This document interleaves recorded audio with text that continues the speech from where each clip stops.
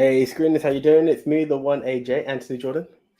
Double V, the voice for a very similitude. Haven't dropped that one for a while. Me too, Nico Lurot. Shout out to all of the Nicoholics and shout out to all of the hashtag I'm with AJ.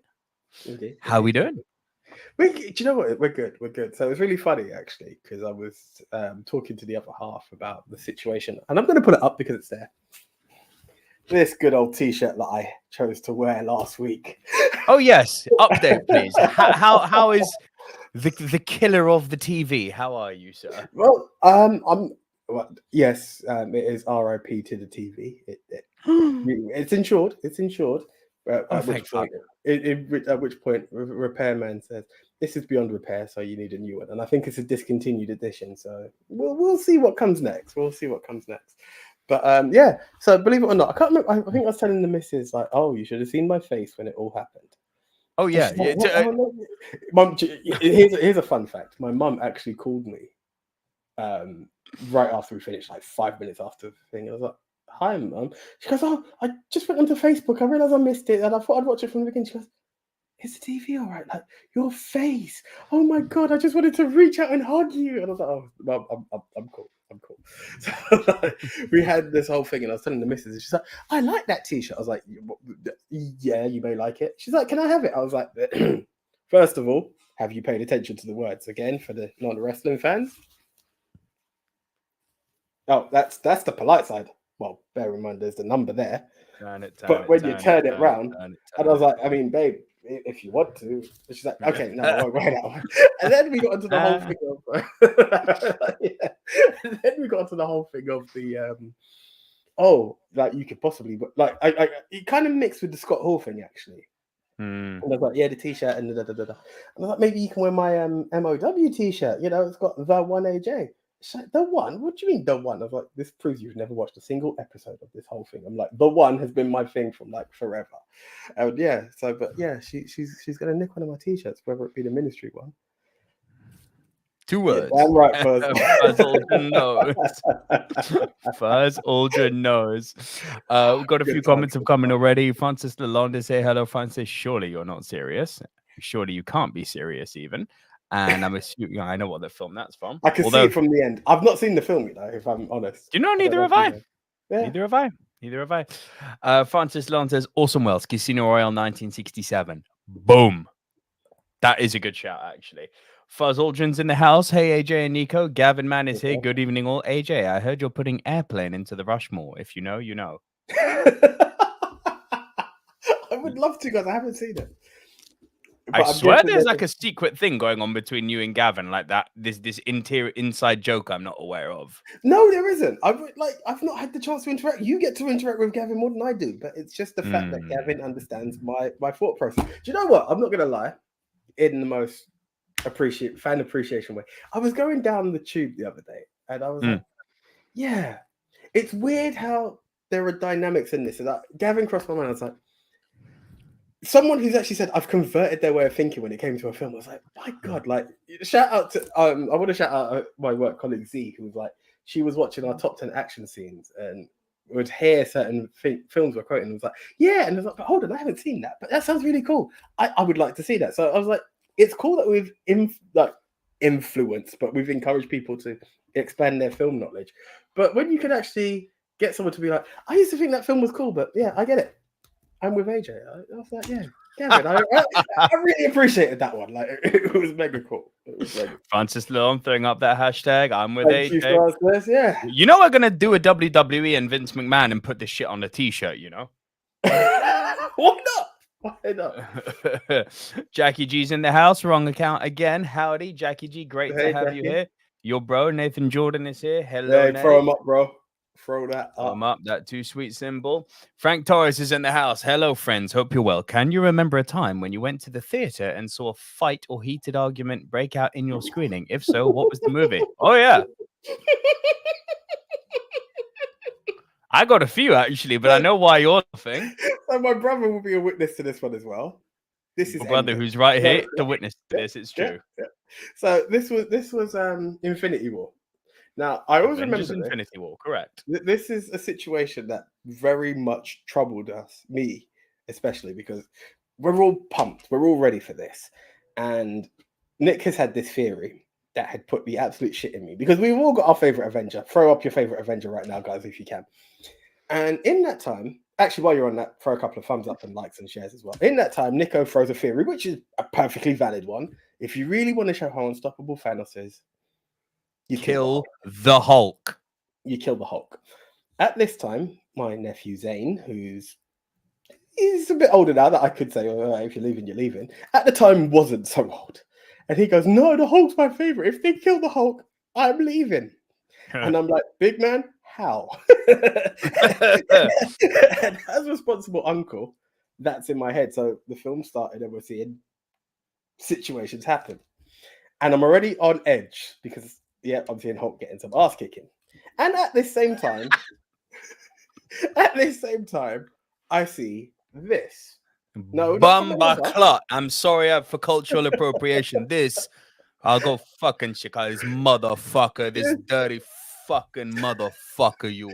This guy in front of us has his camera up, but I'm a bit tense now because I'm kind of watching the film and I'm watching Zane and I've kind of seen the guy, but I'm not paying attention. And then I hear Nico say, put that phone away or I'll put it away for you. There was a few fucks in there, but thank you for making me sound politer than I was. No, because it started off as that, and the guy kind of turned around. You're like, I said, fucking put that away, or I'll fucking put it away. Double down on that shit. It's at this point the guy's giving it a mumble, and he's kind of put his phone away and what have you. Anyway, that was that, and it nearly got heated. Where does it get better? Is at the end. It's at the end. So post credits have gone off. Everything's there. This dude has now walked down the stairs, looked back at Nick, and given him the, come on then. At which point Nick, who is fully capable, MMA champion as he is there, ready to go. Like, all right, let's do this. But at the same time, my brother and myself, and I believe my cousin was with us as well. There were three big, and we're not here to put the colour in it, but it helps. Three big black guys. We've all gone. At which point he goes, maybe not. And storms out. So yes. Did we witness it? Yes, we witnessed it, and we were also part of it. That was my what I love is your brother, who's in the chat now, turning to me after and was, "Are we beefing?" Bro, I'm down. But in relation to that, I'll never forget. It was a few years ago when we were watching WrestleMania, and it was the stepfaller was with us. Certain gentleman. You're such a prick. But yeah, he's manny gentleman. He fell down the stairs at what was it? Britain's Got Talent. Yeah, wanker. He happened to be with us, and I think he was the one who said, "Bro, why's your door open? Like, come close your door now, innit?" And it was the answer you gave him that I'll never forget. He was like, "Bruv, there's a white boy in here who does martial arts and 5 big black guys. The brother who comes in here's made a fucked up mistake."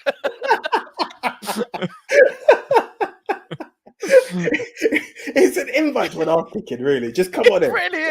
Come on in. You're more than welcome. But to keep this question up, bro, the one I had recently was at fucking No Time to Die. I told this story before. I wasn't lying in the review. The screening I was at, people lost their fucking mind. 2 guys were escorted out. Popcorn and drinks were being thrown at the screen. It was like something out of it was literally like being in a movie. I was like, okay, I'm angry, but this is levels of fuckery. But yeah, that's the one, man. So Infinity the one War that really ticks me off was No Way Home, when someone just opened the door. And I honestly mean it, I would have gone and kicked his ass had he been 2 minutes earlier. When he screamed out, "Oh, mate!" And I was like, huh? And it was like, oh, he just said that. Had it not happened, probably would have gone to look for him. And I'm not going to lie, another one I didn't witness at all, but I fully understand, and I salute everyone who did it. There was the whole hashtag "Don't spoil the end game." There was the guy who got fucked up in Hong Kong. Yeah, he deserved that. He deserved that. I'm sorry. If I was there, I'd have put a couple of boots in too. Just saying. I don't condone violence to that degree, but you know what? Yeah, that was wrong. That was wrong. Francis Lantes, AJ, note, going down the tubes has an entirely different meaning here in the States. Figure it out, AJ. Come on, figure it out. It's there. Come on. Going down the tube here obviously means the underground, sorry, isn't it? Yes, Subway. the underground. Yeah. You know what? I'm startled. I just can't remember.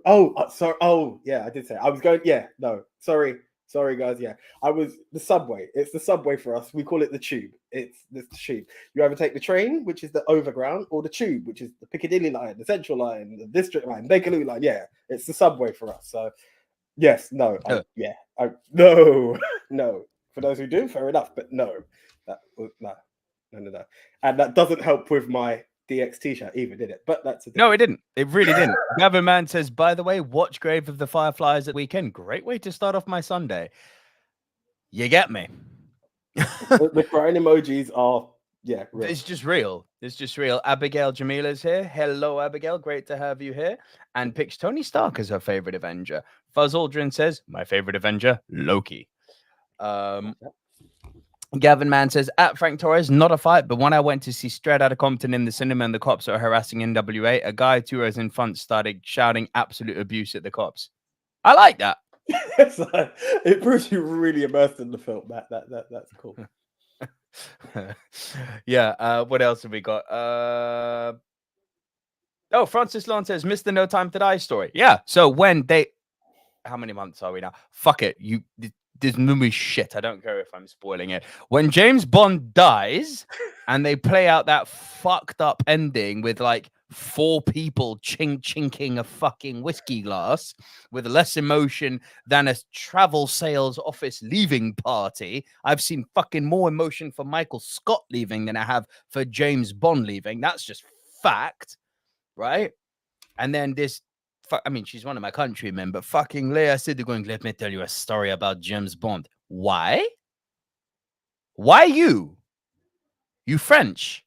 If anyone should be doing it, should be someone British. And I said that as a Frenchman. That's not even important, that detail. It doesn't, fact of the matter is, motherfucker, you killed James Bond. It's just no. So that fight broke out in the cinema.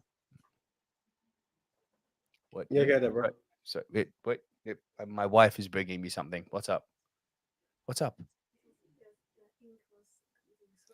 Sorry, I'm just baby. I'm live on podcast. And cool. I apologize. You're good. Y'all have seen Anya in the chat during the Drunk Rushmore. You know her meaning in life is to troll me, so it just is what it is. Oh God, Gavin Mann says the tube in Glasgow is called Clockwork Orange Tropical. Fuck me. Okay. Oh God. Fuzz Aldrin says actors who broke typecast. Does this show include TV shows like Bryan Cranston Breaking Bad? No, it's the movie.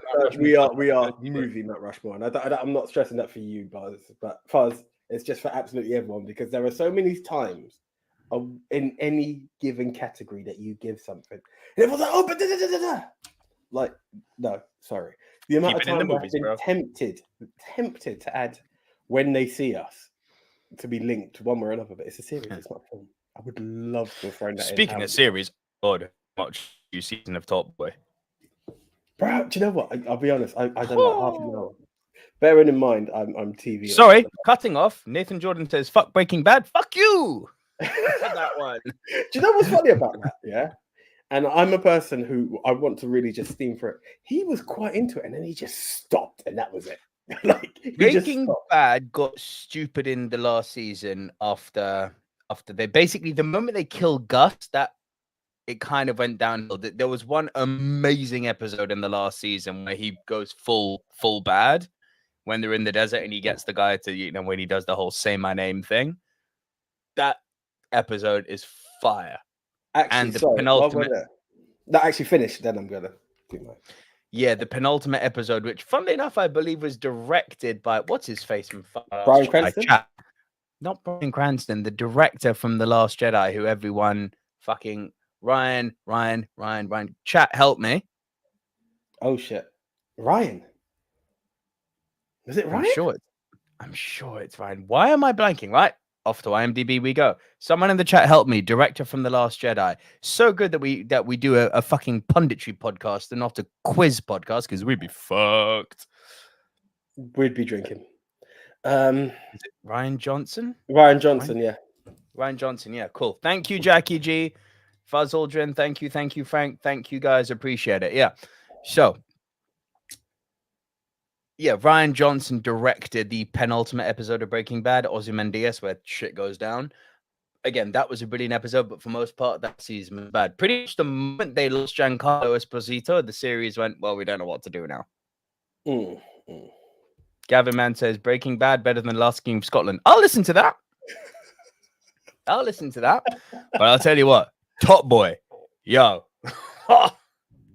Bro, it's the lack of TV. I've got to be honest. I've just been a bit, Bro, I don't do TV. But when I put it on Netflix and I see Top Boy season 2, I'm like, yo. Yeah, bro, I get it. I must admit, I've just been a bit disconnected without it. Like, I've done the laptop. I think I watched one episode of My Name Is Earl to try and like cheer me up. And that's all I've done for the Never whole. Got around to that show, you know. Disney Plus, bro. It's there. Yeah, I'm sure. I just haven't done it. Parks and Rec, also very good. Got through that last year. This isn't the TV Mount Rushmore. This is the movie Mount Rushmore. Should we? Oh, Frank Torres says Oscars on Sunday. Any movies or actors you're hoping wins?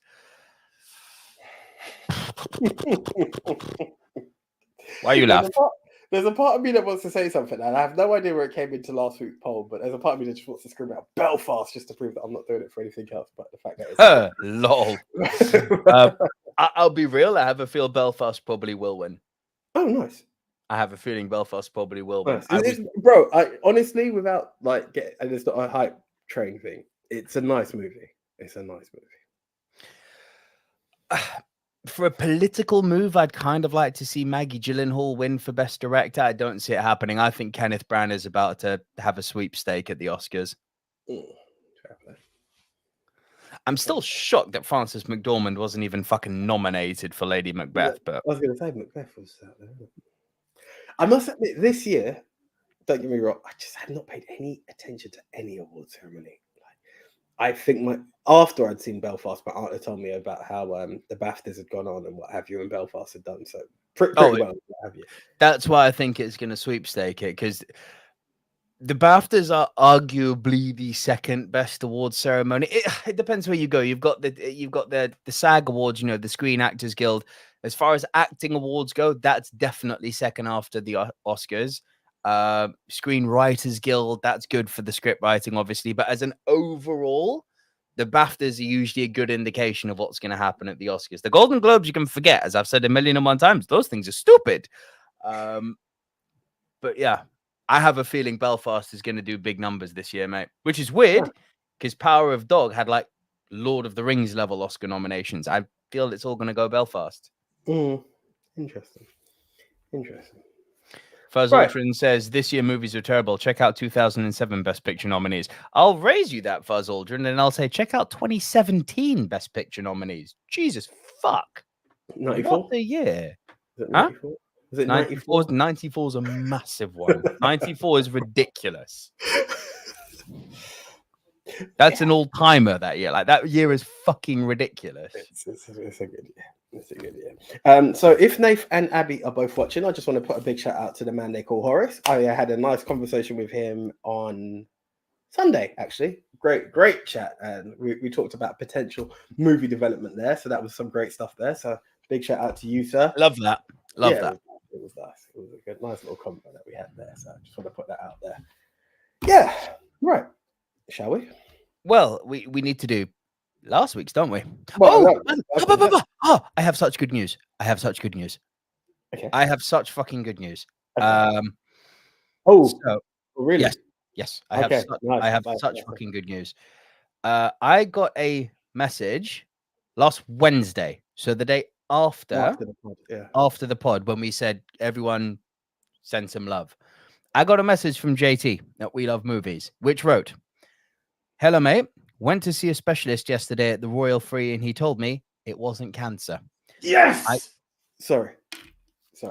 I still have to have major surgery, 10 hours next week to take away the tumor and my pancreas and other bits, but I'm not popping my clogs." Oh, thank you. Says, I'll be out of action for a few days next week, but in the meantime, I can do your polls or retweet anything. Positive thinking works. Big up, JT. Oh.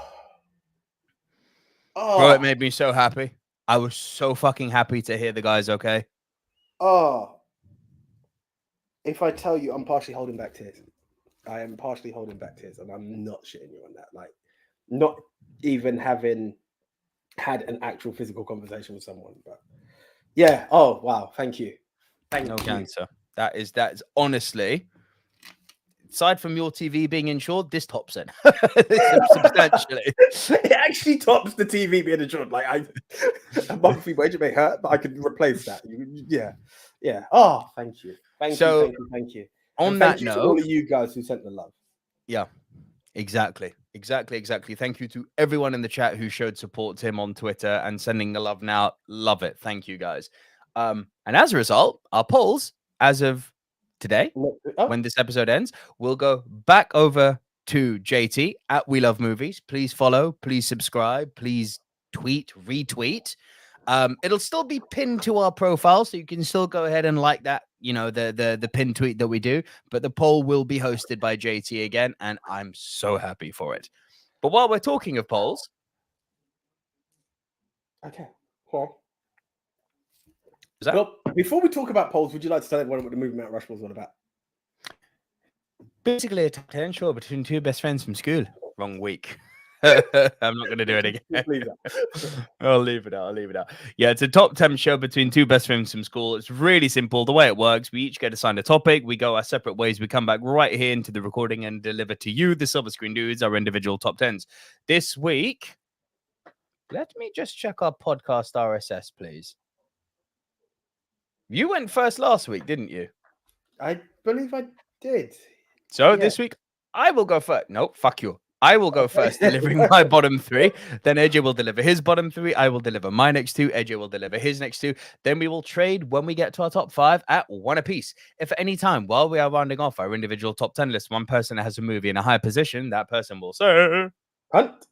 And we will punt and talk about that movie when we get to the higher position. Once we have both rounded off our individual top 10 lists, we will create the Movie Mount Rushmore. These are the 4 quintessential diverse must-see movies of the genre, which this week is... Top 10 actors who broke... Oh, that's interesting. That didn't go right, did it? You uploaded it as a background. That was a background, not an overlay. Fuck that one up. Anyway. Yeah. Top 10 actors who broke typecast. Typecast. That was this week. I apologize. I'm tired. Side note, baby is teething at the moment, so my sleep deprivation is on another fucking level. So if I'm a bit this week, I do apologize. Nath, Abby, and any other parent, throw your advice. How do you take care of your teething parents? Let's throw it off a good old. Take turns, literally. It's take turns. Right. Okay, guys. So last week, we'll explain why Nico started off with a bit of an Irish accent. We were celebrating St. Patrick's Day. So, in order to celebrate St. Patrick's Day, he sounded like Jim Carrey. St. Patrick's Day. I don't believe it went like that. But St. Patrick's. There we go. Ooh, St. Patrick's. Anyway, either way, no more accents. St. Patrick's Day, we done our top 10 Irish movies. And again, we, the Silver Screen Dudes, had the challenge of creating the must-see films, the top 4 must-see. It was then over to you guys, the screeners, to crown the King of the King, El Capitan, El Numero Uno, and to quote Highlander, very fitting. St. Patrick's Day, there could be only one. So, our contenders were? My Left Foot, Belfast, In Bruges, and In the Name of the Father. Okay. Have a stab. This is going to be a tough one, isn't it? This only because it's one film I've not seen, so I'm going to draw for it. In at number 4, In Bruges. No, sir. I'm going to say this with so much pain in my mouth. Belfast. No, sir. Oh, I'm now going to be disappointed. So it's Day-Lewis or Day-Lewis? I know. Here we go. How fucked up is that already? My Left Foot. Yeah. Do you know how hurt I am? Yeah, I do. 2 weeks in a row? First, Charlize gets cutted, and now My Left Foot gets, wait for it, 7%. Oh, I'm not lying. I honestly feel that's with a lack of viewing. I can't believe that. It has to be. There is also, again, maybe based on the backdrop of It's got a nice backdrop of Ireland, but it's not. I don't know. I'm not even going to make an excuse. That is kind of harsh. It's fucking ridiculous. In at number 3, who did you think got in at number 3? In Bruges. No, sir.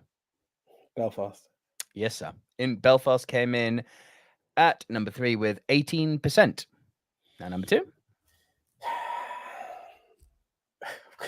I don't hate this film. I've just not seen it. No, screw it. I'm gonna flip it on its head. In the Name of the Father. Smart man. In the Name of the Father came in at 2 with 28%. Bro, In Bruges crushed it. 47%. I told you need to see this film. The one film that wasn't set in Ireland. But made by an Irishman, starring about Irish assassins with Irish actors. So yeah, I've got no beef with it. I'm just like, wow, yeah, that fucked. Okay, fair enough. Yeah, so it's a very interactive show as well as being a top 10 show between two best friends from school. So you can go ahead and vote every single week right on our on our Twitter feed at Movie Mount Rushmore, or with the returning JT at We Love Movies. That's the one. If you like this show, but you can't watch us live because not everyone has time to watch us live every Tuesday at 8:30. That's fine. You'll be happy to know that it doesn't matter if you're driving, if you're in the gym, if you've got some free time. The Movie Mount Rushmore podcast is also available on podcast, funnily enough, because it's called the fucking podcast, right? Shock horror. But yeah, the show, the YouTube show, Silver Screen Dudes presents Movie Mount Rushmore season 5. In this case, the fucking actors who broke typecast. I'm going to stop rambling here. It's available on podcast. Our whole backlog of episodes is available on podcast, which you can catch at Spotify, iTunes, Apple Podcasts, Castbox, Deezer, Spreaker, iHeartRadio, Podchaser, Tuna, Stitcher, Geo7, and all you have to do is search for Movie Mount Rushmore. And I'm going to do something new here. I'm going to do a special shout out to all the people who do not watch us live, who tune in after the fact. I'm going to shout out and send love to all of you. I'm going to call you the VOD squad, the video on demand squad, the VOD squad. So much love to the VOD squad who watch us after the live show, and much love to the pod squad who listen to us just on podcast. Love to all of you guys. But if you're the live crew, the VOD squad, the pod squad, it doesn't matter who you are. By the way, we need to get these fucking t-shirts made. Doesn't matter if you're live pod squad, VOD squad, doesn't matter who you represent, however you consume our media. If you happen to like these two idiots who just come here each week and talk vapidly about movies, if you happen to like us, you can support us for literally less than the price of your daily Starbucks. You can head on over to buymeacoffee.com/movie dudes, and for £2, as little as £2, you can just say, hey, I like this show, I support this show. The link for that is also in the comments below, in the description below, video and podcast. Now should we get into it? Right, okay. Right, over to you, sir. Yes.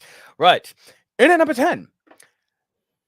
People are going to say, this is like what he was typecast as. I would argue, no, this is how he broke typecast.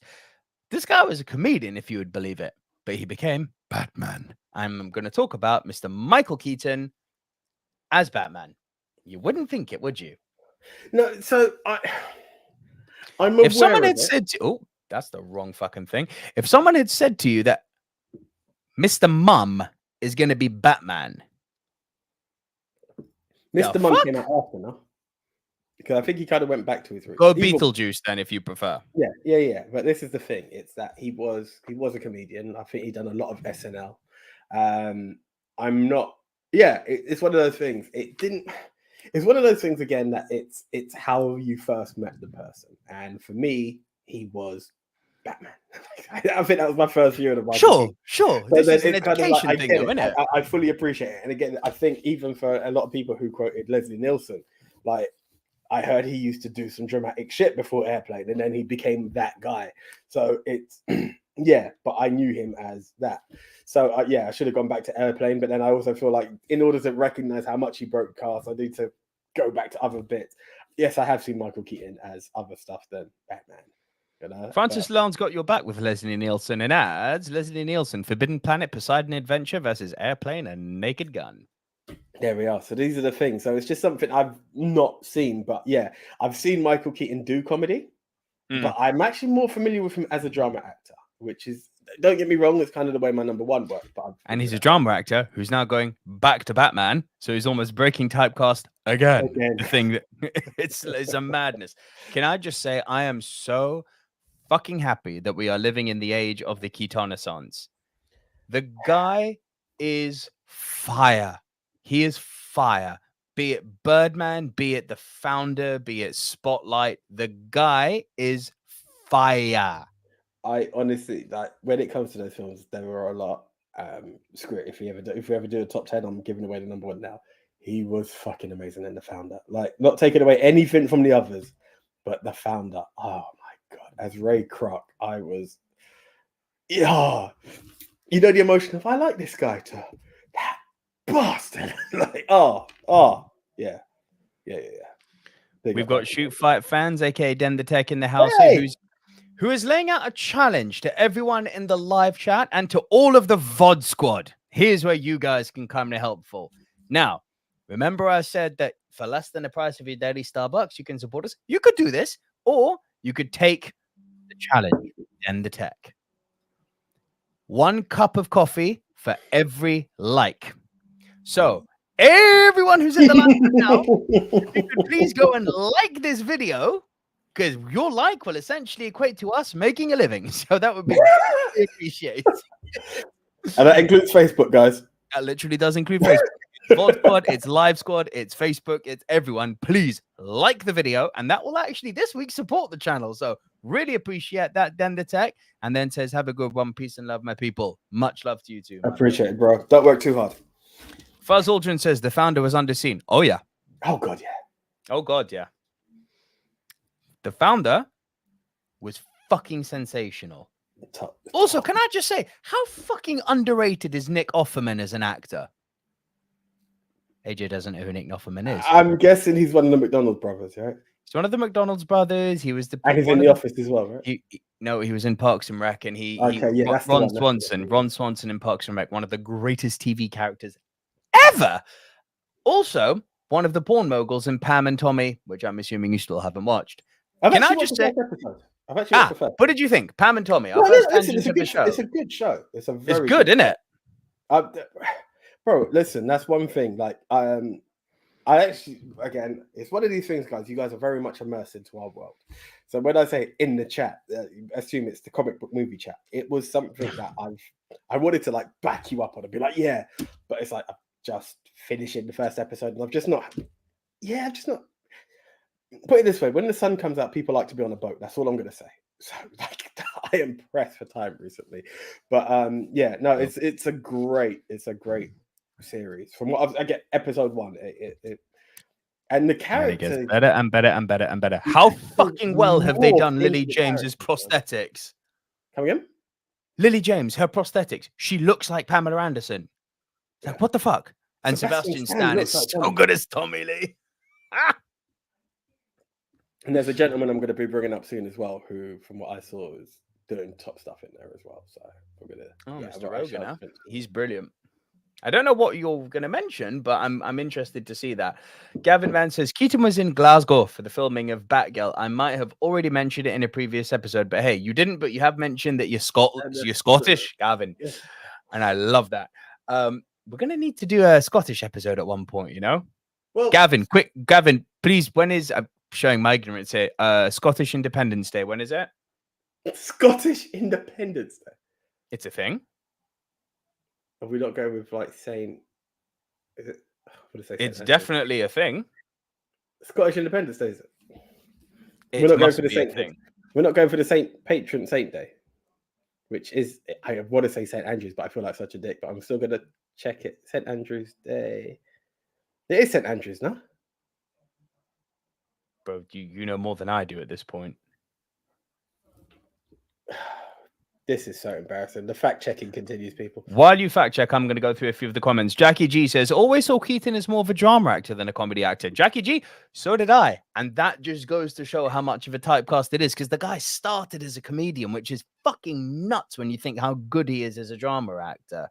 St. Andrew's Day is one of the most important dates in the Scottish calendar after Burns Night and Hogmanay, signalling the beginning of Scotland's winter festival each year, 30th of November. Cool. Pencil that one in then. Word 789, great to have you back. Says every time I eat a Big Mac, I remember Ray Kroc's betrayal. It's real. That's a good point. It's so real. Frank Torres says one phrase for Pam and Tommy, and that is third eye blind, dickhead. Yeah, exactly. Fuzz Aldrin says the Lily James prosthetics boobs are insane. And Gavin Mann confirms St. Andrew's Day is 30th of November. Well done, AJ. Respect. Right, cool. So that was my number 10. My number 9. How well do I know you? I know you pretty fucking well. We're going to say punt here. Get your finger ready on the trigger. In at number 9, we're going with Tom Hanks, who also started as a comedian and then set the world on fire. I can't even say the name. Does it really matter? Philadelphia. Yeah. It's a punt. Yeah, okay.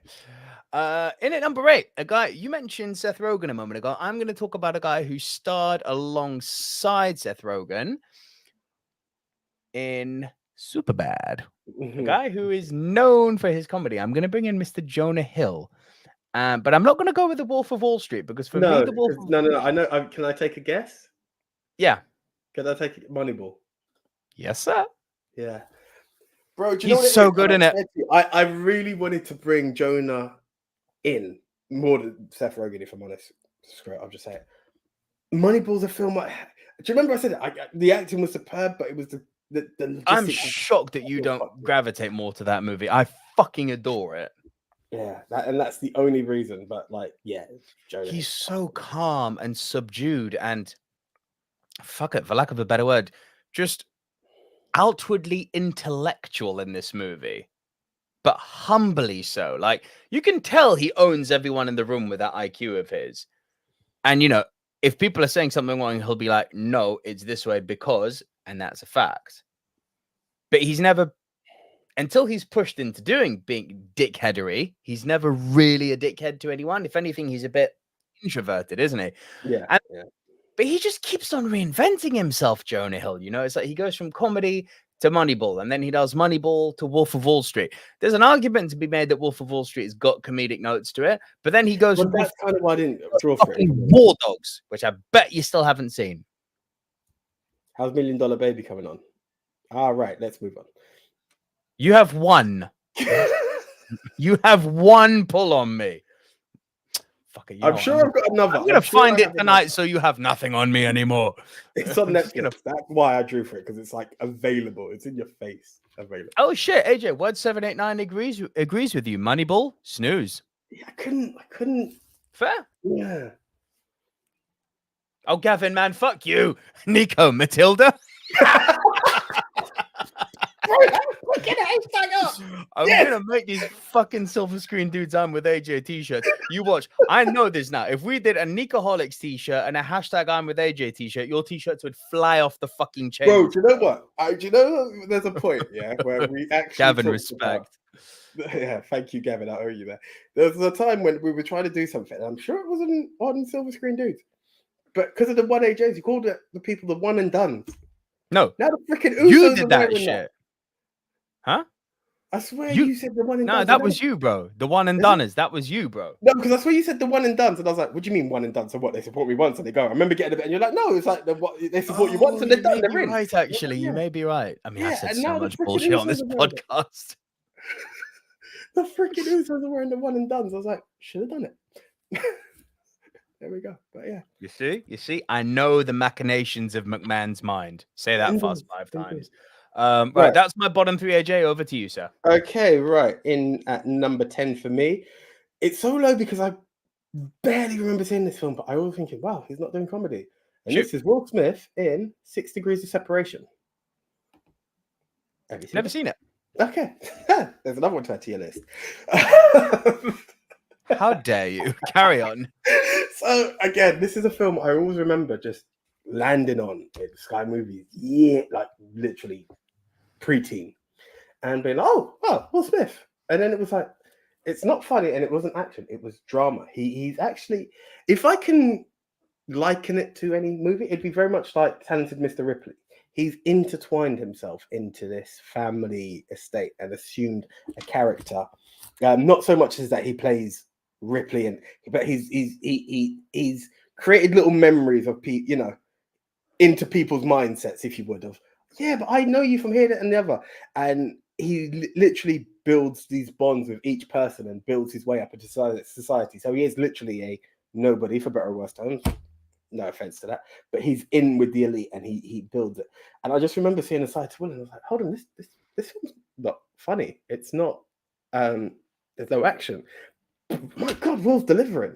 Yeah, like I wish I could go further, but it's been an absolute age that I've last seen it. It could even be higher had I seen it again recently. But yeah, 6 degrees of separation with Will Smith. That is. Bro, you got love for that one. Frank Torres says, good one, AJ. That was back in the Fresh Prince days. Jackie G gives me a thing. Jonah Hill is so boring. Sorry, it's always the same type of characters. What? I like it. I like Jonah Hill. I really do like Jonah Hill. I actually think he's funnier than Seth Rogen. Like he's made me laugh. Tien, my bro, is here. Grim Reaper. I'm here, Nico. Tien, great to have you back, my man. Thank you. By the way, Tien, since you joined late, for every person who likes this video, someone's going to be donating money to us. So if you could just like the video, that would be really appreciated, my bro. Francis Lone says Will Smith, Enemy of the State, etc. Yeah, there was Enemy of the State. There was Pursuit of Happiness. There was Ali. He's done dramatic roles. After this is the thing. Exactly. This was like in the moment, as Frank said. It was Fresh Prince days. It was like 92. I think this could be pre-Bad Boys. And I was like, oh, wow. Like, it really, like, it was a throw. I was completely shocked at what came with that. So, all right. That was my number 10. Gavin Mann, Gavin Mann says, I went with The Pursuit of Happiness for Will Smith. Number 4, haven't seen 6 Degrees of Separation. This is the other thing. There's a level of, you can go and look at movies, but at the end of the day, you have to pick the movie that you've seen that breaks the typecasting for the character, of course. Nathan Jordan, I get this reference. Do not underestimate Nobody, bro. Have you seen Nobody, by the way? No. Oh, it's so fucking good, bro.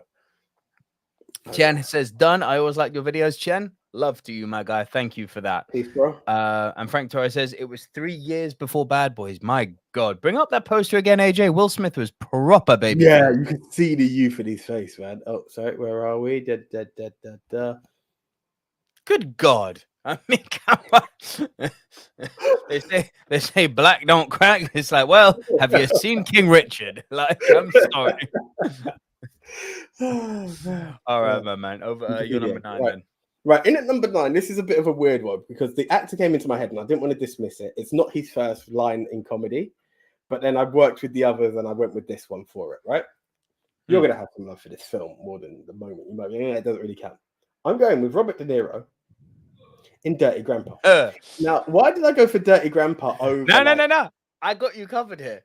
I got you covered here.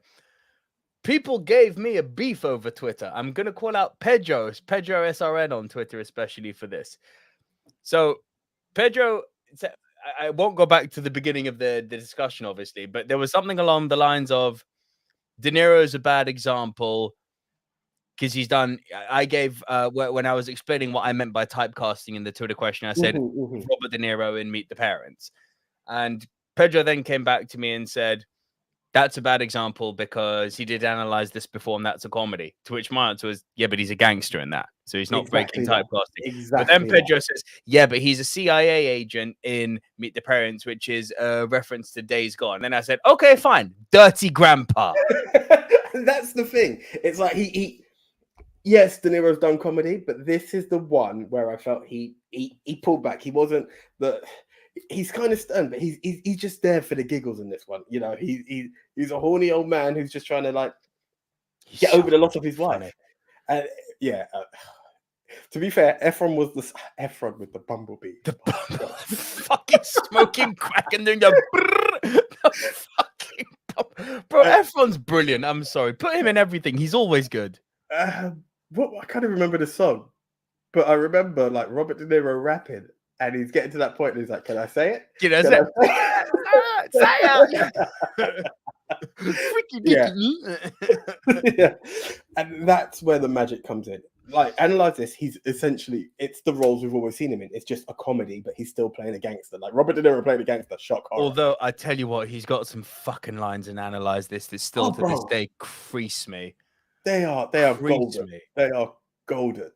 It's like, what the fuck am I paying you for? You telling me I tell you something and you ask me how does that make me feel? I can fucking get jolly to do that for free. The fuck am I paying you for? It's pretty. Or what was the other one? It's like, hey, why are we talking about my problems? Like, hey, all of a sudden your father's a problem. I didn't say that. Yes, you did. No, I didn't. Hey, I'm getting good at this. But this is the gold that you get from him. And it's when Billy Crystal asks him, you have a wife and a mistress? Of course. My wife kissed my kids goodnight with those legs. It's just strange that you have a wife and a mistress. The fuck? It's like, that's the mouth that kisses my kids to sleep at night. The fuck is wrong with you? It's like the nonchalant. It's like, but when you think about it, it's like, yeah, kind of like I don't prescribe to that, but I get it. I'm not saying I do it, but I understand. I have Chris Rock tickets, people. I'm very happy. Yeah, sorry. So glad. That's where I had so glad for you, man. I was just like, yeah, Robert De Niro, and this was something different. He still made me laugh because he has comedy chops. He does have it, and it was like, no, I don't have to play a gangster in a comedy. I don't have to play like Mr. CIA. I don't have to be that. I can be Johnny Knoxville. Yeah, exactly. Literally. So yeah, that was my number 9. I was just like, big up Robert De Niro. Tien says, love you back 3000. Oh, my guy. Mixed Memorabilia is here. Hello, familia. We've missed you. What have I missed? Mixed Memorabilia says, quick recap for you, Mixed Memorabilia. My number 10 was Michael Keaton as Batman. My 9, which AJ punted, was Tom Hanks in Philadelphia. And my 8 was Jonah Hill in Moneyball. AJ, to you? And in at number 10 for me was Will Smith in 6 Degrees of Separation, Robert De Niro in Dirty Grandpa, and in at number 8, we're going to reveal it right now, it's the man I mentioned, Seth Rogen as Steve Wozniak in, there we go, Steve Jobs. Good, nice, mate. No pun. Nice.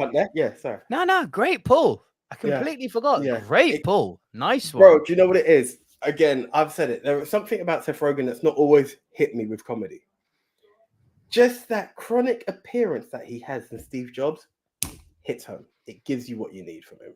It's it's not trying to be funny. It's just a man who's looking for the acknowledgement of his team in what made the success of Apple.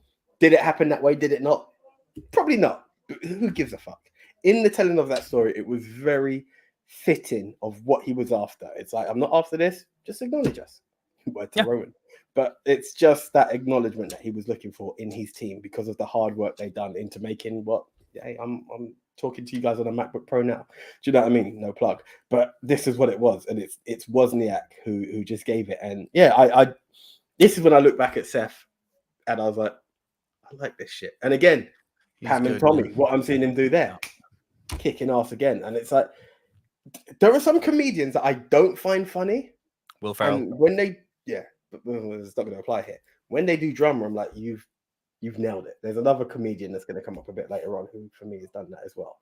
But yeah, Steve Wozniak by Seth Rogen, tops. Loved it. Since we're talking about genre actors, it's which is obviously what goes hand in hand with typecasting. These guys are fitted to a genre. A lot of my actors are either comedians or rom-com guys. Fair play. A lot of them. I mean, again, De Niro, I think, is a bit of an exception for me because it doesn't often go the other way. Listen, yes, I've got exceptions to my list, but for most part, I would say my list are made up of former comedians who became dramatic or former rom-com guys, which is, again, comedian, but former romantic comedy guys who became very dramatic. Jackie G, I'm really glad you say that. Dirty Grandpa is hilarious. The amount of shtick I get for liking this movie. It's not appreciated by many. It really is. It's not. The more people that enjoy Bad Grandpa, Dirty Grandpa, Pod Squad, Live Squad, VOD Squad, love it. Gavin Mann, this is a good one. My De Niro role as Leonard Lowe in Awakenings. Plays a priest. You haven't seen Awakenings? No. Bro. I've seen Robert De Niro play a priest, a badass priest at that in Sleepers, but I've not seen Awakenings. So I'm mixing Awakenings up with Sleepers, you know. I've just mixed Sleepers up. I was about to start right from, bro, but Kevin Bacon, blah, blah, blah. And you would have been like, stop, that's Sleepers. So I've got to do a new to see list because, again, not plugging, but Google Pixel 6. Awesome, phone. Yeah, so I need to. Can we stop plugging tech, please, until we actually get sponsored? I know. But you need to mention it for them to be like, oh, I like these guys. Where are we? To see what was that one? On that note, guys, sorry to keep going on about this, but if anyone in the chat, in the pod squad or in the VOD squad happens to know people who would like to get into sponsoring us, hit us up, please. Doesn't matter if it's Twitter, Instagram, or just silverscreendudes@gmail.com. We'd love to hear from you. Frank Torres says, analyze this. You couldn't get up for sex? No, for the game against Michigan State. What the hell do you think I'm talking about? I love how you guys have these quotes as well. Like, I love it. I love it. Analyze This has been so long ago for me to have seen it. And just hearing it, like, fucking classic.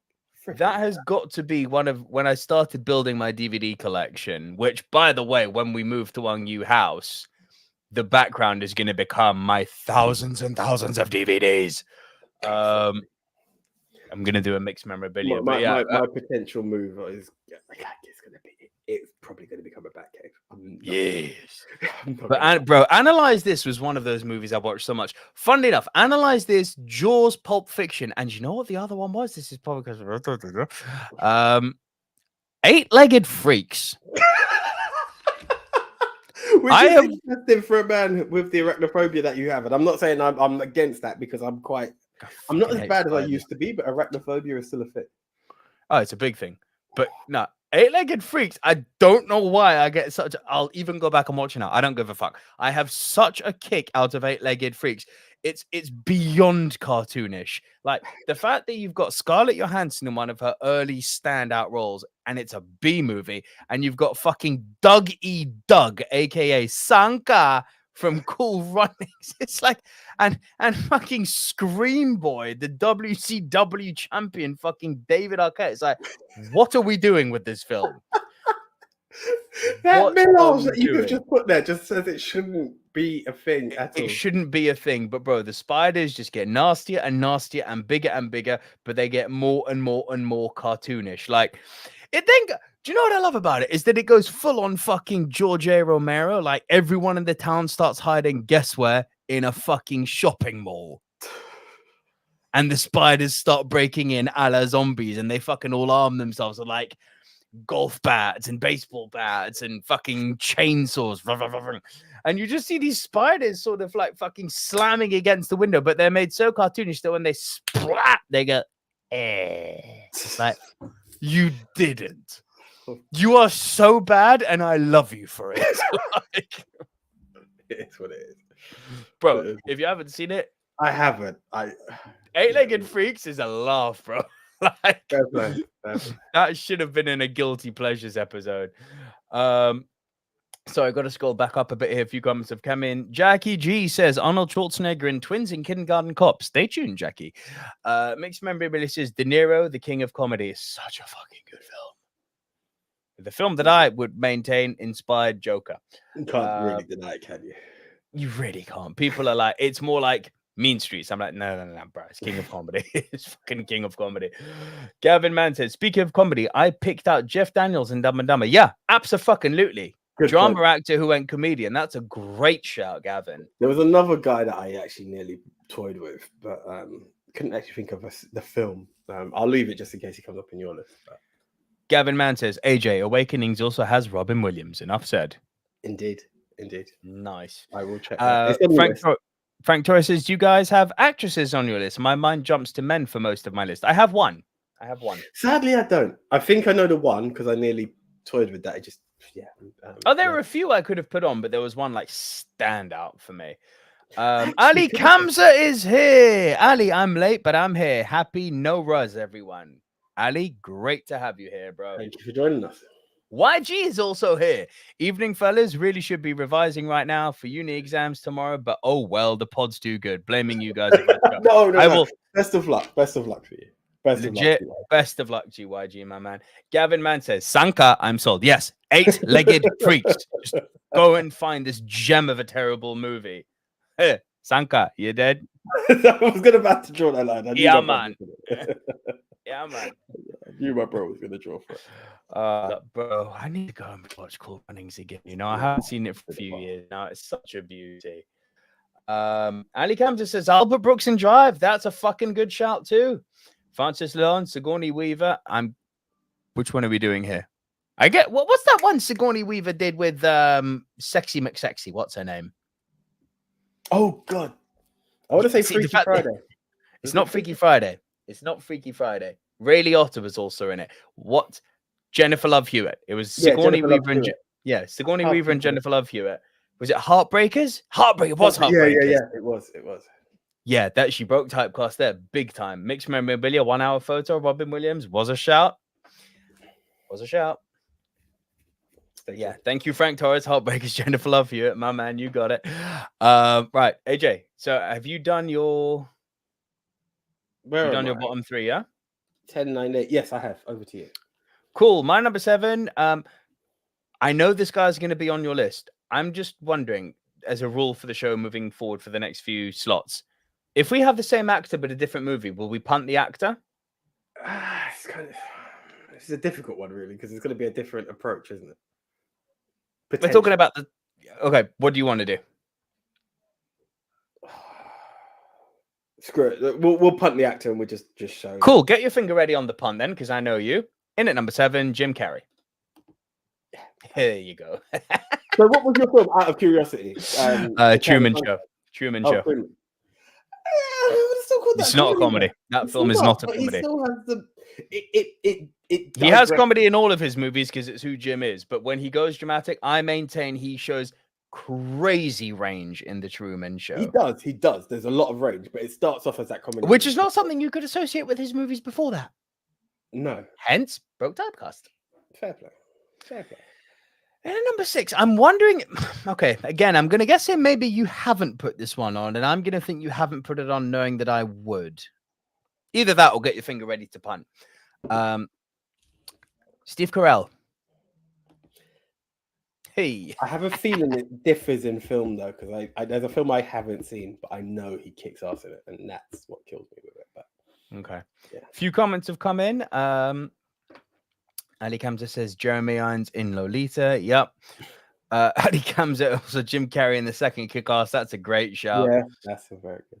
Fuzz Aldrin says Jim Carrey in The Majestic is underseen. In The Majestic is an underseen movie. I actually haven't seen it, so that would be correct. AJ, what is your number 7, please, sir? Sorry, I'll just need to add The Majestic before we go any further. Okay. So that was your. So in at number 7 for me, this is when I talked about comedians who their comedy films don't do much for me, but when they do drama, it hits me. Sorry, just before you carry on, a few comments have come in. Ali Kamsa says Foxcatcher. That was my pick. Yeah. Not seen it. YG says Hugh Grant in The Gentleman. To that I say stay tuned. Jackie G says Carrie is great with drama, except in number 23. Awful movie. AJ, you just do not have a fucking poker face, mate. you I just never ever play poker. I could, but it's when I see it, I was like, damn, it hurts me sometimes because I think people do really well in certain things. I'm like, oh, really? Like, yeah, like. I think it would also help if I read it before it just pops up. Like, what? Gavin Mann says, give Eternal Sunshine a second chance after not understanding it 15, 20 years ago and loved it second time around. It's fucking incredible. Eternal Sunshine. It's incredible. Cool. Yeah. So you're 7 and 6 then, please, AJ. So yeah, in at number 7 for me was Marlon Wayans in Respect. Now I know a lot of people will probably lean more to his drama in Requiem for a Dream. Yeah. I still need to delve into that film to give it a proper shot. It don't like the arse to arse action. The what? Have you seen Requiem for a Dream? Yeah. Then you should know what I mean by ass to ass. Probably I can't remember. I just remember the film wanted to be up, if I'm honest. That's the problem. I'm glad. I'm very happy you don't remember. I'm happy for you. Yeah. But yeah, in this film, now it's not the best story of Aretha Franklin's life at all. I think I said it when we were doing our top 10 films of last year. It had certain points. It was nice, but it just jumped from. I heard it wasn't actually good. I found Marlon Wayans really the star of the film, though. Again, nothing against Jennifer. I can't remember her surname there. But yeah, Marlon Wayans, can't remember the character he plays, but he plays Aretha Franklin's husband, essentially. He just delivered to me. It's this serious tone, and I felt I wanted to see more of him on the screen. I'm not saying he had a weak part in it at all either, but it was, like the same way we talk about when Catwoman's not on screen in Batman, you want more Catwoman. This is how I felt for Marlon Wayans. It was like, damn. And I think I even said it when I talked about Respect back then. It's like, keep doing this. Forget the comedy, forget that scary movie and this movie and that movie shit. That stuff doesn't work. This guy, when he hits the range on drama, really nails it. He can do bits, mate. Yeah, and that's what. It fucking makes me angry that he sticks to these stupid comedies he does. It's like, bro, you're spoof shit that just winds me up, and that's why I was just like, yeah. And it's not good spoof. No, it's terrible. Really not good. I hate them. I legitimately hate them. Yeah. I can just about watch him in Wayans Brothers TV series, but apart from that, I'm like, what is this crap? Like, what is this? When he does drama, I'm like, more of this, please. More of this, please. I am an unabashed defender of the first Scary Movie. Again, probably because of the... yeah. Fuzz Aldrin says, Marlon Wayans in Respect reminded me of Ike Turner from Ike and Tina. Yeah. It's a very similar kind of... You just hate them. There's something repulsive about them. You can see how they're destroying these icons that we've grown to love, for their music. He's a slippery character. He really is, but he plays it so well. It's even the tone of the voice that he gives to be this like kind of opera man with a dream. I just loved everything about Marlon Wayans in it. Honestly, nice, bro. Jackie G's calls bullshit on your memory though. No one can forget the arse to arse scene. It's traumatizing. I can't. The film. It must have traumatized AJ so much. Went, that's not for me. Brain, delete. Fuzz Aldrin informs me Aretha had a baby at 12 years old and then another at 14 years old. This is stuff that they mentioned, but here's the thing: there's a scene. Screw it, it's there. There's a scene in the film where you can see this like older gentleman talking to her and be like, "Oh, do you not have a girlfriend yet?" And it leads to like some kind of pedophilia, right? You kind of see something like this. Not too long later, you can see her wanting to go on marches with not Malcolm X, Martin Luther King, yeah. And then she goes off on a march with him, comes back on the boat, and she's got two kids running at her like, "Mommy," and you're like, "What? Whoa, excuse me, hello, kids, where, how, what, huh? Was it from the rape? What's going on here?" And that's the thing that really bugged me with that movie. It just jumped into like and expects you to know, not a narration, not so this happened. It's literally from here to there. You're like, what the fuck? And that's where the film was lacking. But Marlon was powerful. And that was your 7, yeah? Indeed. Your 6, please, sir. Right. So a man who went from drama to action, and he done bloody well with it. I'm talking Matt Damon, Bourne Identity. Oh yeah, great shout. Yeah, great shout. Didn't even think of it. Brilliant shout. Yeah, it was like we've seen him deliver. No one believed that Matt Damon could kick ass. So much so that they even have a joke referencing that lack of belief in the 40-year-old virgin. Paul Rudd says, I never thought of Damon as an action guy, but he's kicking ass in this film. Like, yeah, it's true. It's true. And that's the thing, is that always the superior actor out of the two buddies between him and Ben Affleck. I maintain that. But it was like, so he's going to do action. And the thing about action is you need to be able to show you can throw, you need to show different parts of it. Bourne Identity was like, I'm enjoying this. I'm really enjoying this. Like, it is the best of the whole franchise. For me, it all went downhill after that. But the Bourne Identity is fucking good. And he puts it in, and it's not like it's great acting. He's an action star in this film, And that's yeah. Good. Did you see him fight? But this is the thing. It's like, whoa, that was some solid snake eater level CQC shit he was doing there, huh? And it's just that first point. My brother would laugh because it's one of those lines I always quote. It's when the Germans were asking for the papers, like, "Where's the thing?" He's like, "No, I don't understand what you're saying." And he just starts flowing, like, "No, papier," and it's like, he's just like throwing guys down. You're like, "Whoa, hello, where did that come from?" Yeah. So yeah, Matt really applied his craft in that. Yeah. Was it Supremacy that came next? Bourne Supremacy, then Ultimatum. I've seen Supremacy. I've not seen any of the others, to be honest. Ultimatum is better than Supremacy. Really? In my opinion, yes. That's interesting because I've got the collection. It was during when I'd done my MIs and my bonds during the global one. that was next on the list. But I was also a bit secret agented out at the time, so I just left it.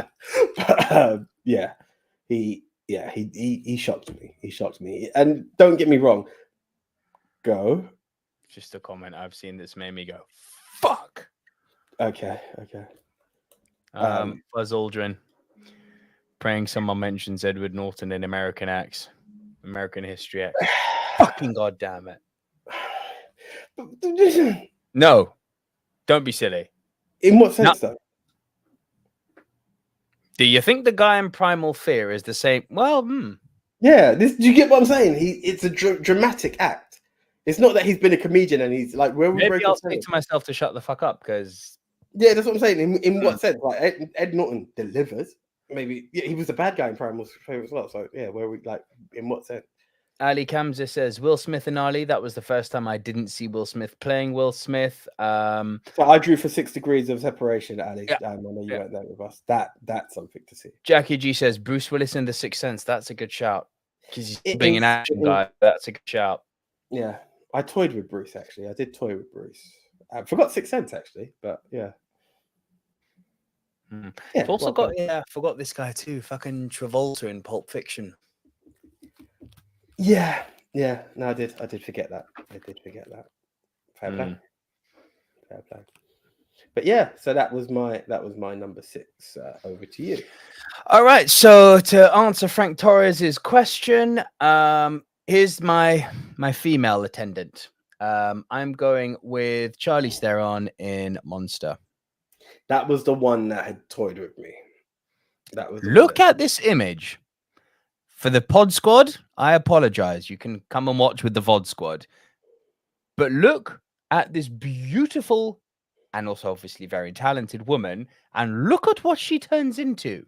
I mean, kudos to the props team, but it wasn't like the prosthetics team, but it wasn't just prosthetics. Like, she had to become a horrible person. Now, I don't know if you've ever seen Charlize Theron doing extracurricular activities. She's either a method actor on the level that could give Daniel Day-Lewis a run for his money because she's always in character, and that character is, I'm a nice person, or she just genuinely is a nice person. And the fact that someone had to stretch themselves to go that nasty, like, what Charlize Theron on First We Feast, the interview she did on that YouTube channel, like, she's just like such a lovely girl. Now, I appreciate there's PR training and publicity training and yada, blah, blah.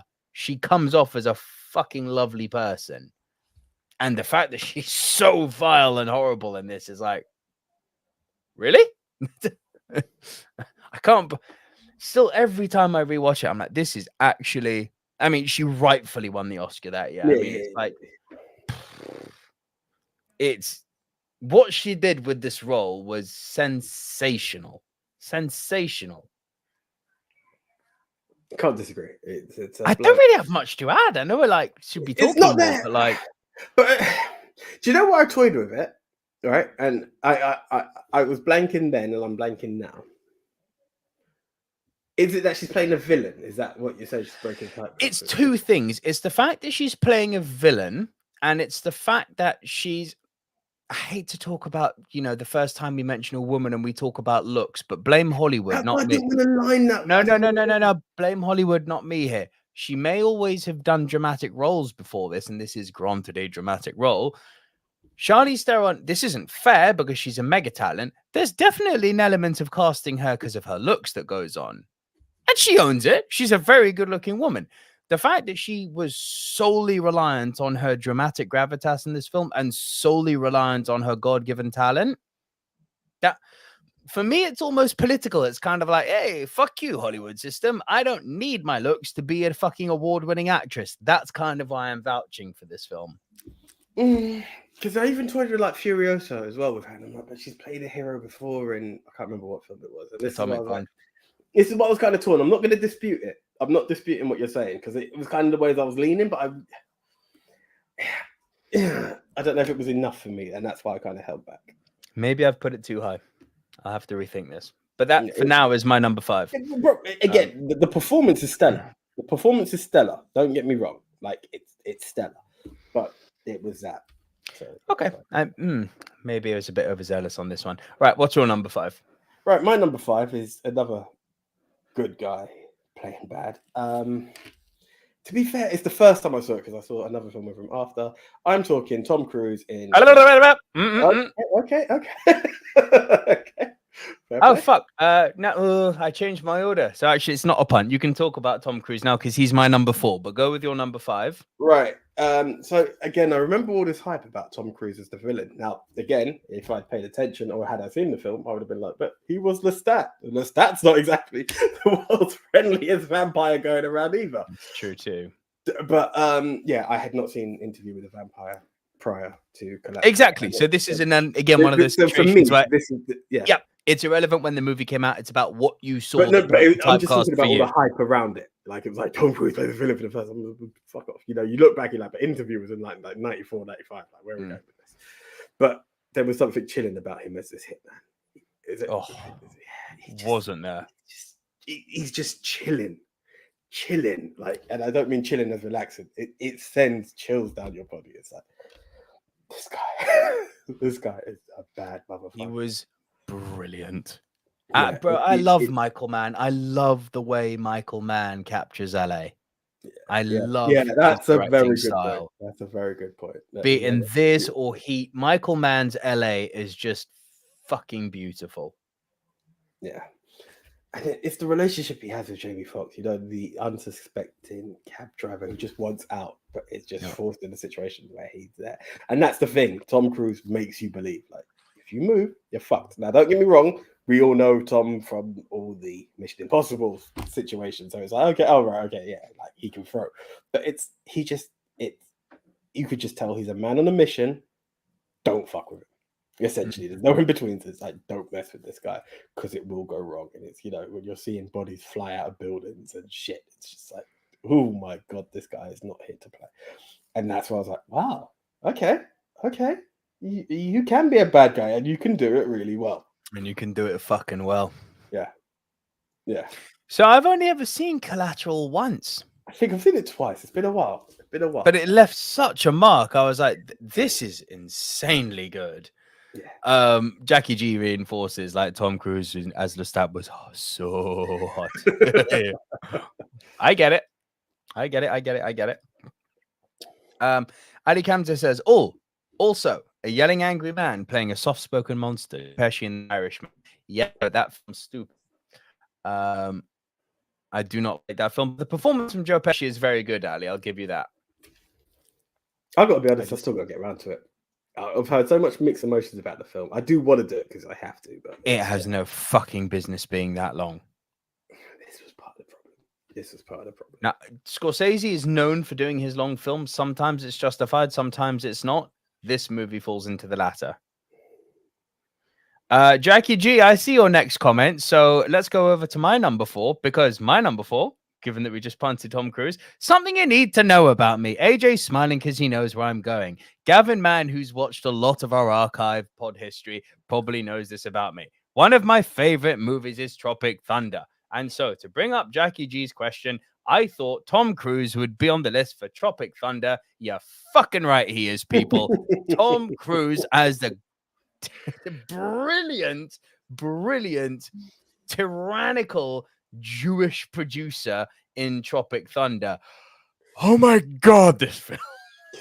And the way he was terrifying in Collateral. The reason I went Tropic Thunder is because, it's a bit against type. Him being the bad guy. Right. As those you've said, I actually forgot Tropic Thunder, if I'm 100% honest. Oh wow. See, for me, this is so much more of a typecasting break, because it's like, you know, Ethan, he's a bad motherfucker in Mission Impossible. Yeah. Like, he's still a bad motherfucker in Collateral. He's a bad motherfucker here, but in a completely different way. You're right. I just love the one where he's bribing the agent and he's got Apple Bottom like Low from Flow Rider playing. Do you want to break it? Or do you want a new jack? Do you want to break it? Or do you want a new jack? Oh, the fuck, his opening, when I'll never forget that cinema moment where he first comes on screen and they're doing like that Zoom style call. And it's like, that what? Like the whole cinema, you could hear people going, it's Tom Cruise. Oh my God, it's Tom Cruise. What? Oh, blah, blah, blah. Like you could hear the mutters going off around the cinema, but it's his first opening. Where's the grip? punch that director in the face really hard. Because the grip's obviously the guy who holds the camera. So by boxing, they've got massive fuck hands. Yeah. Bro. That's a good shout. It's a good shout. I'll be honest. Yeah, I should. I'm gonna fight for this one. You know, I'm gonna fight for this one. Probably will. I don't mind. Yeah, it's doable. It's a possibility. It's partially shelved, but yeah. Okay. Bro, top to bottom, I fucking adore Tropic Thunder. I don't know why I love it so much. I don't know what it is about that film that resonates so well with me, but it's almost like whoever wrote the script for Tropic Thunder was almost like having a stand-up comedy duet with himself. It was like he was constantly trying to one-up himself. What do you mean, you people? What do you mean, you people?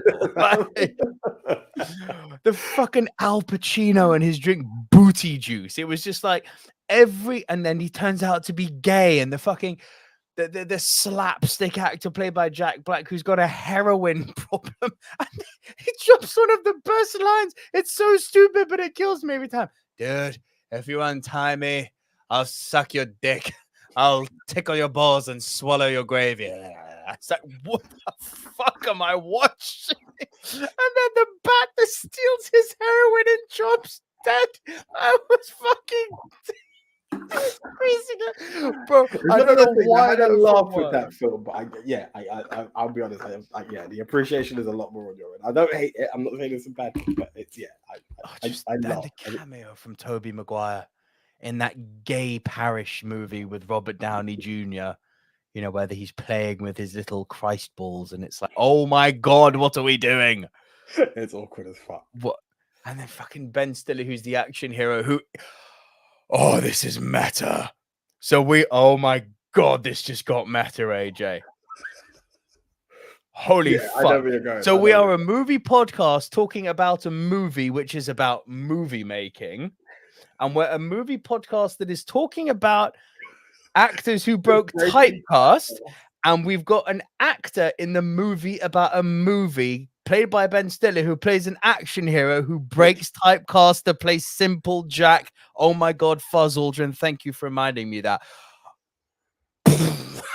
That's a mind blow. Like, you have to really draw that map out for people, because it's like, wow. Yeah.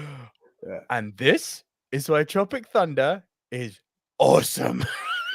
Do you know what? For that alone, it's kind of sealed its way in for. It has to be in there, bro. For Rushmore, won't be this. Yeah. Sorry. Do you know what? As you talked about that meta situation, I'm going to put a shout out to Z one more time, because she watched a couple of episodes. I think she watched the Batman one and the action scenes. And it was like, how long have you known this guy? And I was like, did you miss it at the beginning? Like, we went to school together. She's like, the chemistry, it just works. You guys just know each other's points, and it's like you can see you guys have done this. And so shout out, because that when you was like, my god, two guys doing a podcast, I was like, yeah, we are. This is what we're doing. Sometimes you forget what you're doing. You just legit, bro. Yeah. Legit. Oh, Frank Torres, thank you for this quote from Les Grossman, Tom Cruise's character. You're going to have to call the fucking United Nations and get a resolution to keep me from fucking destroying you. I'm talking scorched earth, motherfucker. I will massacre you. I will fuck you up.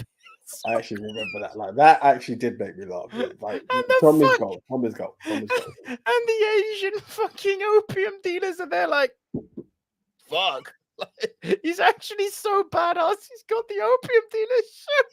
I'm crying. I fucking love this movie. It's so good. It's so good. Oh god, I love this fucking film. It's on the fucking Rushmore. Fight me. No, I listen. I've got elements for it to be there. I'm not. Oh. Jackie G says, Robert Downey Jr. I'm the dude playing the dude disguised as another dude. You see what I mean? This film is so underappreciated. Why do people not talk about Tropic Thunder more? It's fucking brilliant. It's so good.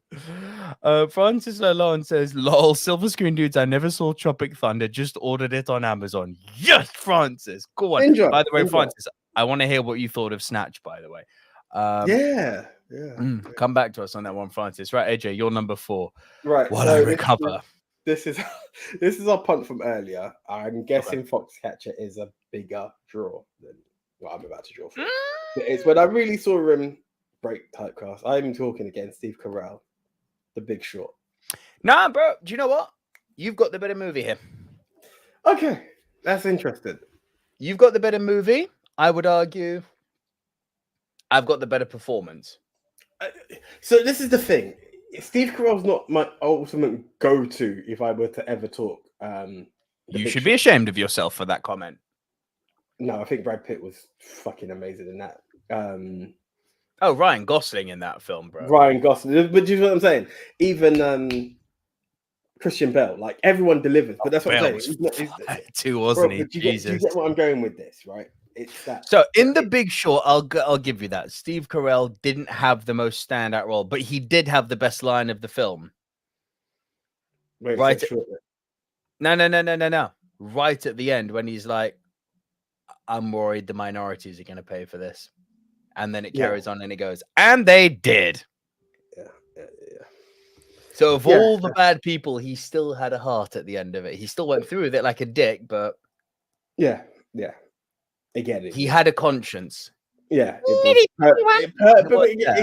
you know what, bro? Like, as much as we say it, there's one thing that's always got to be out there. Man is self-preserving. If he didn't go through with it, he would have completely screwed himself up for the greater good. Those kind of tycoons up there are not those kind of people. It's just factual, you know. But it was. I'm used to Steve Carell, like Evan Baxter from but Bruce Almighty more than Evan Almighty and Bruce Almighty. Evan is there, but more Bruce Almighty, where he does all the. It's that he's the 40-year-old virgin, Crazy Stupid Love, which is like one of my favorite comedies. Like, this is the stuff that he's done, and then I just saw it just completely grounded, and that's the thing, especially with The Big Short, is that you see certain faces. Sorry, it's just one of the comments that's come through. Carry on, we'll get to it. And you're not expecting comedy, but it kind of goes back to like what you were saying with Jim. It's like Jim always throws in an element of comedy. You didn't see it here. Which makes me think I should go. But again, it's how much of a role he played in it. You didn't get that from him. He was just deadly serious. He was conniving. He was, it was all about the gain. It was this. The Big Short is one of those films. Again, I've said it over and over again. You need to study that film. You can't be waiting. Oh, it's a multiple watch thing. It's and even then, you still got to be a new discovery each time. 3 times I've watched it now, and I still learn something new each time. Yeah, like I remember sitting there watching. We were there in the cinema together, watching, taking it all in. And it's like, you may as well have had a fucking notebook out here. Yeah. Thank you, Margot Robbie, for your intervention. That was it's funny you mentioned that because Frank Torres says The Big Short. Margot Robbie describing the housing crisis in a bathtub. Thank you, Adam McKay. Sold. But yeah, that was the thing. It was such a powerful movie, and I just felt it was just different for me, a different side of Steve Carell. I loved what I saw. And I'm aware that he can do it again. And I've seen, I can't even remember other films I've seen him play the serious part, but I'm like, you've got this. And that's where. Yeah. Now with Foxcatcher, so Foxcatcher was a frustrating one because the story, the true to life story, amazing. Should be your type of movie too, because it's essentially a wrestling movie. And the story of this man is terrifying. And my God, like Steve Carell is dramatic in The Big Short. He is terrifying in Foxcatcher. Homosexual, not that that's a crime, but the way they portray him manipulating people into homosexual acts in this film. Drug abuse, manipulation, paranoia. I mean, the guy is such a fucking mess. And he's not one of those sympathetic bad guys. I'm not talking big boxer from Calm with Horses here. There's no point where you're like, I like this guy. No, you're like, this guy you should not be there. Like, to go from The Office to this was like, whoa. I get why you left TV, bro. Yeah, and this is the thing. Like, Idris, with I respect, you deserve to be on TV. Yep. Steve Carell, made for the big screen. The guy's fucking gold. He is. He Pure really gold. is. He really, really, really is. Francis Leon says, gave Snatch 7 out of 10, liked it, but just didn't overly enjoy it. Definitely liked the script dialogue, but didn't care for the film camera style. Interesting. It felt so fitting. It felt raw. It felt gritty. It set the tone for me. The camera style, personally. Oh, I loved it. It's proper London, mate. It's proper East London, mate. That was your number 4, yeah? Yeah. Maybe you've left my number 3 off, you know. He's been brought up a lot. Heath Ledger, the Joker. No, it's not on the list. I'm not going to lie. It's not on the list. And it's not through any direct purpose. Don't get me wrong. I think I've seen him in 10 Things I Hate About You or stuff like that, because I know I've watched those kind of chick flicks and teen rom-coms. I don't remember him. So, like, Heath Ledger to me was this. Like, this was the first time I was like, oh, Heath Ledger. All right. So, like, to say to me, he was always he was the Brokeback Mountain romantic comedy guy to me. I saw Brokeback Mountain for LGBTQ plus movies. Like, I had not seen it before. So this was, as I said, the other like rom-coms were there, but I just didn't take it in. Speaking of which, here's an interesting question for the chat. How soon do you think it's going to be before there's a national outcry about the term chick flick? And I'd actually especially like to hear from the woman we've got in the crowd, Jackie, here. Unless someone else wants to come forward and say they're a woman, and I'm all ears. This doesn't mean that the blokes in the chat do not have a fucking say. But I'd especially like to hear from the women in our chat. First off, the term chick flick, does it offend you?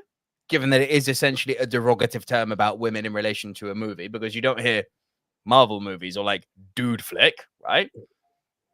Just saying. It doesn't offend me because I'm not a woman, but I'm just wondering, how long do you think it's going to be before the term chick flick gets cancelled? Yeah. Because it's not meant meanly when your average movie fan says it's a chick flick, you know, you move on. But given the woken years and age that we live in, some of it good, some of it way too far. How long do you think it's going to be before the term chick flick gets annihilated? Because it's coming. It's definitely coming. It's a good point. It's a very good point. Ladies in the chat, especially St. Jackie Gomez, I want to hear, what do you think? Does the term chick flick offend you, and do you think it should be removed? Also from the blokes, please comment. Jackie, thank you, Jackie. We are here. It doesn't offend me. It's a term I grew up hearing and I still use it. Fair enough. Frank Torres says, I stopped using chick flick. Fair enough. Gavin Mann asking a lovely question here. Speaking of LGBTQ+, will Jazz make another appearance on the show? Thought she was a great guest. AJ, you want to address this one? Because I know you were blown away by Jazz. I warned you. I would absolutely love to have Jazz back on. It's not often, and like, don't get me wrong, I know Big Tone. I know Den. I met Louis. Louis was a great laugh. Louis was a fucking great laugh. Right? It's not often that we can have an element of conversation. And as a host, and again, guys, if you want to really delve into who I am, aside from like event management, I've done interviews. I've gone out and interviewed. I've had the mic in front of Cuba Gooding Jr. You know, I'm used to hosting and interviewing. I've done this. I've done weekly TV shows. It's not often that you sit back, like you have someone around you while you have that, and it's not arrogance, but you feel like you're in control and you have to carry a show and you're here to support people. It's not often that someone's there and you just go, You literally sit back and you're absorbed by the knowledge and the IQ and the terminology, the eloquence of speech that someone has. And I again, for anyone who's not listened to that, I believe we've made a 2-part episode. It was freaking awesome. It's often, even the gems in terms of the films that she brought out. I love everything about Jazz, if I'm honest. Jazz, I had the privilege. I'm not going to obviously disclose her full name because it's not what she asked. It's what she asked. Is her, her entertainment name is Jazz. But I had the privilege of working with her for a while, and hearing her at work, every time she spoke, I was like, I don't consider myself to be a stupid man. I felt stupid when I was around her. The girl was so fucking intelligent. Is so fucking intelligent. It's scarily so. It's like one of those, Max Landis types, in the sense that the brain is just it's at maximum velocity, and it is firing, going bap, bap, bap, bap, bap, bap, bap. Does she still do the People's Polygraph? Yep, I listen to it every week, bro. You can actually go and listen to Jazz on the People's Polygraph, one of the best podcasts out there that isn't ours. And it's true though. Gavin, to answer your question, is Jazz ever coming back? Just messaged her. I've shown her the screenshot, and I've just said you're wanted back on the show if you want to come back on. And Ali Kamsa, going back to the chick flick thing, honestly, right now, it is almost there. When was the last time you heard it used to describe a movie? 5 minutes ago when AJ said it. But then it's weird because does the genre feel dead in itself, if I'm honest? I fucking hope it is, because my God, I've been with my grandmother for the last week because, bless her, she's just had a hip replacement surgery. So Anya and I were both over there with the small baby to make her happy. And she put on a few movies over the course of a few nights, some of which were very good, like A Philadelphia Story, with Cary Grant and Jimmy Stewart and Katharine Hepburn. Fantastic movie. Then last night, she chooses to put on this film with the cast. Made me go, yeah, I'd be into this. Leslie Mann, Cameron Diaz, Nikolai Coster-Waldau, a.k.a. Jamie Lannister. Directed by Nick Cassavetes, who did My Big Fat Greek Wedding. I was like, yeah, banging, I'm on board with this idea. Called The Other Women. It is one of the most tremendous pieces of shit I have ever seen. I have a soft to the degree I had nightmares. I have a soft spot for these films. One of the films that I have, you talked about Eight-Legged Freaks being one of your guilty pleasures. I think it may have been my number one. I can't remember at all. 27 Dresses. That is one of my biggest. Like, I know some people are like, oh my God, that film. I loved it. I don't know why. I'm still to see it. I like it. Like, Love Actually is considered a chick flick. I think it's one of the fucking best rom-coms ever. There you go. I do. I'll stand by that. I adore Love Actually. There are some of these films are great. My Big Fat Greek Wedding, a prime example of one that is fucking great. The Other Women is a tremendous piece of shit. Okay. Crazy Stupid Love, as Frank Torres says, is technically a quote-unquote chick flick. Great film. One of AJ's favorite. Ali Kamsa says, I love You've Got Mail with Tom Hanks and Meg Ryan. Yes, there are some great quote-unquote chick flicks out there, but oh my God, some of them are bad. But then again, you know what? We talk about Marvel movies. Oh my God, some of them are bad. This is it. Can't always have a, bowl of perfect game, as they say. No. Your number 3. That was my number 3, yeah? That was, yeah. We just fucking went on a chick flick tangent with Heath Ledger and the Joker. We haven't even said. Oh, yes, yeah, that's where we're at. I thought we were down to flipping. Do you know what? With The Big Short. I was like, nah, man. What is this number 3? Bruv, no, do you know what? For all the times in the 5 seasons we've been doing this on podcast that we have brought up The Dark Knight, spoken about the Joker, there is nothing new we can say at this point about how good that fucking performance is, how life-altering it is as a movie, yada, yada, yada. You have heard it all before. So what do we do now when we talk about the Joker? Chick flicks. I like it. What's your number 3? I'm going to swap my 3 and 2, actually. Just because. Why not? So what's your number 3/2? Yeah. Now in at number 3 is Jim Carrey in The Number 23. Like this apparently hated by some. It's not great, is it? It's not great, but it was the it's the fact that he did a kind of a horror movie. I get it. It was that. It was the horror element to it, and again, where I look at certain things, even you do like horror. Carry on. It was Jim, man. But it was that whole the mind where he's just out of control. Every part of it, the conspiracy behind it, the mind warp, the obsessive OCD into it. Actually, I'll just leave this here for you, AJ, from Jackie G. I go back to the other comment, which was more to my liking. And it wasn't Number 23 is a great idea done so horribly that it is downright insulting. Are you sure you like that one? Maybe not. You sure you don't want me to just leave this? Just leave it, the big Stone Cold what? What? But yeah, no, it was it. I think it's more of a Scooby-Doo. It stuck to me, and in the sense that it was something different from Jim. I appreciate it's probably not the greatest movie. I maintain that, but I think my soft spot for Jim Carrey probably brought it higher, and it's only because my number, what was formerly my number 3, as a number 2, I was like, that is actually a better movie. It wasn't crowd popular, so I was like, no, that was actually the better actor for me. But yeah, just overall thinking about it, it was Jim Carrey. Just go. Joel Schumacher made Batman and Robin, and somehow the number 23 is still his worst movie because Joel Schumacher sucks. He actually does. I keep telling you, bro. I've actually stopped trying to wave the flag for him, if I'm honest. You need to stop. You need to stop waving for Joel and maybe start waving for Woody and watch movies like Seven Psychopaths, which you said last week that you took an interest in watching.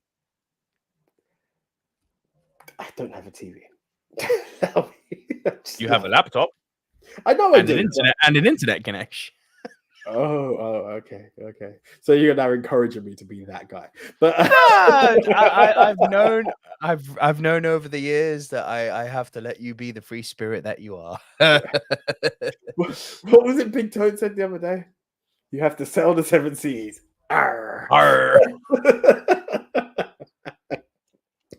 But yeah, no, for Jim, it's the appreciation for Jim. Yeah, it's a stupid movie, but he just gave me another angle more than I've seen. Even when I thought of like Eternal Sunshine, great movie, but there was a part where it got really wacky when he was trying to go through his childhood, and it reminded me of the normal Jim Carrey. I didn't really get that in number 23, and that's why it ranked where it does. So I went with The Truman Show, which was why we punted Jim Carrey earlier. Now I could have gone for Eternal Sunshine, but which is story-wise, it's the more dramatic role. I thought, although Jim played the broken man brilliantly in Eternal Sunshine, there's something about The Truman Show that just, because that came out, it's so good. It's just, and the more I've gone back to rewatch it now, because obviously it came out mid-90s when Jim was at his absolute peak of his powers, right? And he was very much in comedy realm, you know, Ace Ventura, The Mask, fucking Liar Liar, Dumb and Dumber. I mean, it was insane the amount of good comedy he was churning out. Then, you know, The Truman Show comes along and it looks like this. I'm going to use one of the terms you used often that I fucking hate, happy-go-lucky film. I've eliminated it from my guy. Bless, brother. But yeah, he's kind of like this, you know, your average Joe who looks like he's going to a job. And the trailer, I still remember, it didn't give that much away about the movie. And you all think, it's Jim Carrey. It's going to be great fun. It's going to be it's going to be a comedy. Oh no, there's nothing comedic about a guy who doesn't know who he is, who's been for other people's entertainment and had his life taken away from him. And bro, we're getting into Room territory here. Yeah. Like this is serious drama. It's literally just televised. He's been brought up in a studio from birth onwards, like literally just put in front of people's TV screens, which is really funny because after this is the whole, you know, the rage of all of the Big Brothers and all this reality TV that we watch. This is very revealing of what it is. Can I also just say, shout out to Yash here. There was something he once said to me that has always fucked with me when I think about this film. Right, and I'm here to fuck with the screeners right now when I put it out there. Have you ever thought that you could actually be in the Truman Show? Oh, Yash always no, I haven't, because Yash always dropped this wannabe deep bullshit, bro. Imagine if the Matrix was real. Shut up. No. But this bro, one could you imagine you could be in the Truman Show? It's like I think Yash and Meta aren't good friends. But that one was a kind of. But imagine just for everything that you've done and every choice that you've. Bro, imagine dinosaurs were still alive and the T-Rex had long arms. How deep do you want to go with Imagine? There's a fucking studio called Imagine Entertainment. Let them do the imagining. Indeed. But it's one to fuck with you. Yash is fake. Just look back at some of the life choices you made, some of the stuff that you've done, and you're thinking, people have actually watched that. Okay. There's one thing I've done that I regret that got televised, yes. Right. But anyway, I'm just saying, if you were under 24-hour vision. Gavin Mann says, I haven't seen the number 23, but going by the pelters you're getting, I'm with AJ, got your back. Appreciate it, bro. Really appreciate it on this one. Gavin Mann says, I hope you guys have Robin Williams. Otherwise, I'll have a De Niro and Copland moment. Go to lunch. Right. Stay tuned. Do you know what? Part of me wants to make this my number one. It's my unofficial number one. My number one is a completely chest-pounding Wolf of Wall Street, fuck the world, I was right pride moment. And I won't fight for it to be on the Rushmore. So my number two is my unofficial number one. I just want that to be clear because I think this is on my list, I think this is the greatest example of typecast breaking that I have. And I'll never forget when we saw the trailer for this, we were in the cinema together. I turned to you and went, and you went, fuck off. Hugh Grant in The Gentleman. Hugh Grant in The Gentleman. Oh my fucking God. Fuck Colin Firth, the iconic British, I'm ever so sorry. The iconic British rom-com guy. I won't hear it. It's not Colin Firth. It's fucking Hugh Grant. No, it's Hugh Grant. It's Hugh Grant. Hands down. He's a fucking dirty little gangster style paparazzi motherfucker now. With a Cockney accent, darling. Like, what? And it was so successful that Guy Ritchie's cast him as not a paparazzi Cockney talking guy from The Gentleman. He's got an up the ante, and like you working with Hugh Grant so much in The Gentleman that in his next movie, Operation Fortune, he's got Hugh Grant as the main villain and actual gangster. And I'm like, can we have the Renaissance? Grand Renaissance? Give it to me. If you're going to give me the way that Liam Neeson had his second coming as a hard man, and every single Liam Neeson movie in the modern age is like every single other Liam Neeson movie in the modern age, with the exception of The Grey. That was quite fun. But most of his action movies are by the numbers. Oh, and they have the most generic fucking names. The Passenger, The Man, The Fuhrer. It's like, oh my God. Who the fuck picks these titles, Liam? Do you? Because I get the impression that Taken. It's like, stop. Like, Liam Neeson has clearly reinvented himself as while we're on that. Yeah. Have you actually seen Taken 1 yet? Yes. Okay. I do not buy Liam Neeson as a bad man. I'm sorry. I cannot do it. He's just tall. He's just a big grandpa. Right? Hugh Grant as a Cockney speaking slimy paparazzi is so far fucking removed from Hugh Grant, the charming, quasi-handsome, bumbling British Queen's English rom-com guy. Like, this is such a radical departure for me. And I remember watching this trailer with you in the cinema. And I'd seen it already, and I remember it, bro, like it was yesterday. And I tapped you on the shoulder. That's Hugh Grant. Your reaction, fuck off, will stay with me forever. Bro, it's a shame. I will remember it forever. Your reaction of the kind of like it wasn't like you was. It wasn't surprised. It was like your body was malfunctioning. What? Like, it didn't make sense. First seeing Hugh in a fucking like Guy Ritchie film, but in this capacity. And also, side note, I love The Gentleman. This is such a return to form for Guy Ritchie. Like, this is the Guy Ritchie. Forget your stupid King Arthur bullshit and your stupid Wrath of Man and your Revolver and all of this other bollocks. Rock and Roller was all right. God, Revolver. Oh, Revolver was all sorts of bad. Oh, Rock and Roller was good, but it wasn't Snatch Lock Stock good. This is. I remember Revolver, and you were like, no, it's got to be good. And I was like, bro, trust me. I gave you the DVD, and you were like, no, it can't be bad. And I remember you coming back, God, why did I watch that? Like, it was terrible. Oh, yeah. That's something I've chosen to... Oh, God. Ugh. Yeah. But no, going back to it. No, I partially forgot, if I'm honest. I wouldn't have ranked it so high. I'm not gonna lie. Wow, why? Top 5, maybe, not top 3. Just personally. I'm not saying I can't think of a bigger typecast break. Fair enough. I cannot think of something more radical than going from the guy for British rom-com to the guy for British gangster film. It's like, really? Okay. Oh man. I was blown away by what he did. And you get over very quickly about the fact that Hugh Grant has a Cockney accent. This isn't right. You get over it very quickly and you realize, not only is this right, I fucking love it. He's so good at it. He does it well. Oh, bro, I love this film so much.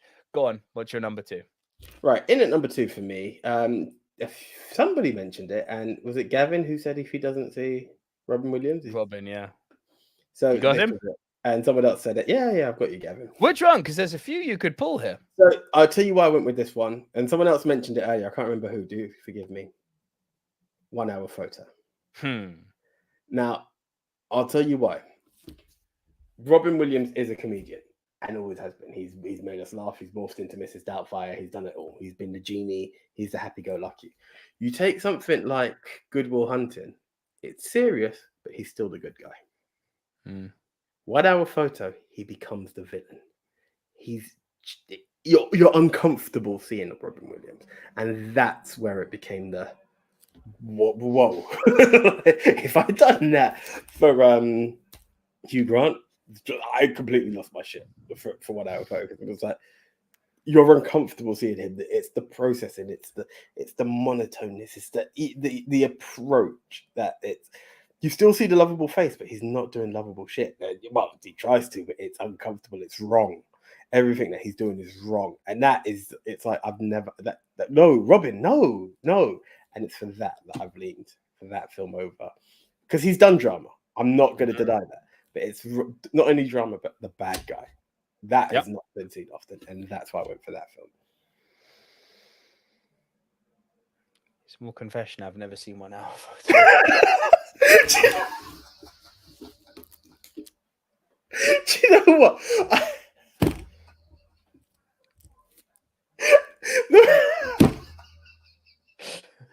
The more you were like, yeah, and I'm like, he's not throwing anything in. He loves Robin. I'm kind of shocked at where we're going here. Like, what's he gonna say?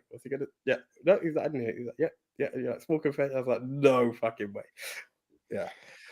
What's interesting is that this came out in 2002, if I'm not wrong, and that year was also the release of Insomnia, where he plays the villain alongside Al Pacino and decides to act circles around Al Pacino. No small feat. Yeah. I saw that one in 2002. So for me, if I was to pull a Robin Williams film, it would be that one. But I've heard such fucking good things about 1 Hour Photo. Why I've never seen it? Je ne sais pas. I have no answer. So the same way you had a small confession, I will put my small confession. I've not seen Insomnia, so I'm going to shut the fuck up and we'll just not attack each other. Well, someone's a little fibber McFibber then. When? Well, we did an episode a few years back called Ranking the Christopher Nolan Movies, and at the time he only had 10 movies, and one of them was Insomnia. Of course. Sorry. Did you lie? No, because I had to watch it. I squeezed them in. I even watched the mini movie. Sorry, I was thinking of something else. Yeah. No, I forgot. Yeah. I have seen it. I haven't lied. No, I did see it. Forgot. Yeah. 1 Hour Photo I've seen recently, but no, I have seen Insomnia. That was, shit. As you said, Nolan, of course, it's a Nolan movie. Yeah. Goes through. Yeah. Fair play. So, where can I find 1 Hour Photo? Because the time I feel has come that I actually need to fucking watch this film. I'm not going to lie to you. I don't know. I saw it ages ago. And it kind of came up when I was going through the list of stuff. Like, you know, when you do your research of films that you've tried not to forget and shit. Anyone in the chat who's UK based, if you know where I can find 1 Hour Photo let me Google, legally, let me know. Yeah. If not, there are other ways. Yeah, there are. I'm actually trying to give you the. Oh, Disney Plus. There you go. Is it actually? Yeah, it's there. Perfect. I know what I'm watching tonight. Nope. Top Boy. Then Then Top Boy first, then 1 hour photo. By the way, Gavin Mann, this one's for you. Oh, by the way, yeah, Gavin Mann's got this one here. I went Dead Poet Society purely because it was earlier. Not every Williams film is good, but Williams himself is good as a bare minimum. I like Dead Poet Society. But that's a good point. That's a good point. Films that have to be good, but he's always delivered. You can be guaranteed of one thing: if you hire Robin Williams, he does not fucking, phone it in. That man is a god, right? Gavin Mann, this one's for you. I've had a reply from Jazz. Jazz, by the way, who I haven't spoken to in the last 2 or 3 years since we stopped working together. It wasn't directly. We didn't have a fallout. We just happened to work in the same building. I shared your comment, Gavin, and she's come back and said, "Oh, that's such a nice comment, mate. It's been too long since we've seen each other too. We should catch up." So I'm going to link up with Jazz again, and then I'm going to try to get Jazz back on the show. Gavin, that one's for you, my bro. Thank you. Thank you, Gavin. That's yeah. And I will reply to her after the show so we don't take up the screener's valuable time. So my worst, yeah? Yeah, I don't have one for the record. I do. And he's one of our favorite actors. That's what's so fucked up about this. He's one of our favorite actors. When I was younger, I was like, yeah, that's fun and cool. No, I rewatched it for this show. It's not fun and cool. It's fucking bad. Mr. Action himself. Bro, Schwarzenegger in Kindergarten Cop. What the No. What the fuck is this nonsense? What the fuck is this nonsense? It's watchable shit. What was the second word? Watchable what? I know what you're saying. Shit. I know where you're going. It's very passable for me. It's to me that is nothing more than product of its time of Undercover. Yeah, like the story. Bro, I would sooner watch Jingle All the Way than I would watch Kindergarten Cop ever again. Fair play. Honestly, that scene where he's fucking marching and going, "I don't know what I've been told." It's like, stop right now, Arnie. Stop. Bro, I'm shocked you've got that much hate for it. I know what it is. Coincidentally, it was on TV not too long ago, and it was around that kind of scene that I saw, and I was just like, it's family fun. That's all I take it for. I don't take it for anything great. I'm not saying he's amazing in it. But it's just an easy watch film. I don't take it for anything else. I would have gone with Junior, but this came out earlier, and I saw this before. Junior was bad too. For me, look, it's a weird one because Arnold's definitely got comedic timing. As you know, he showed in some scenes in Jingle All the Way. Terrible movie, but there were a few lines he dropped that were very funny. Even in True Lies, he's got some yucks. He's brilliant at his action, obviously, for most part. And he's shown he can actually do drama. What was that zombie film he did a few years ago? That was the Maggie. That was the one that I thought of, but I haven't seen it, so I wasn't going to draw for it. He's good in Maggie, bro. I remember Arnie doing drama was something. I was like, I couldn't even remember the name, and I just didn't watch it really. So. Big Tone in the house, dropping in to shout out my bros. Big Tone, too sweet, love you, my guy. By the way, please like the video because that way Den the Tech has to buy us a coffee.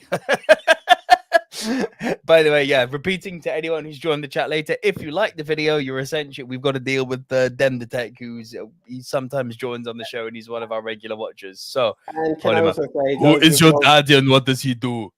Again, for those who have multiple accounts, feel free. We're trolling poor Den here.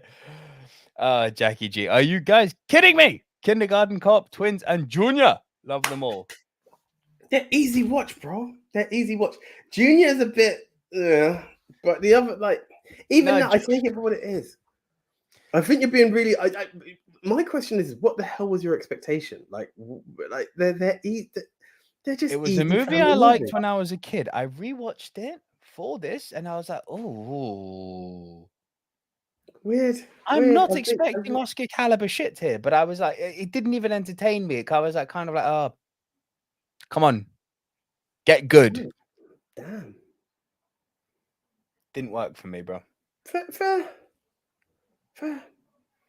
Ali Kamsa says it perfectly here. He's great in Maggie because he doesn't have a lot of lines, and they know how to use his presence. Yes, agreed.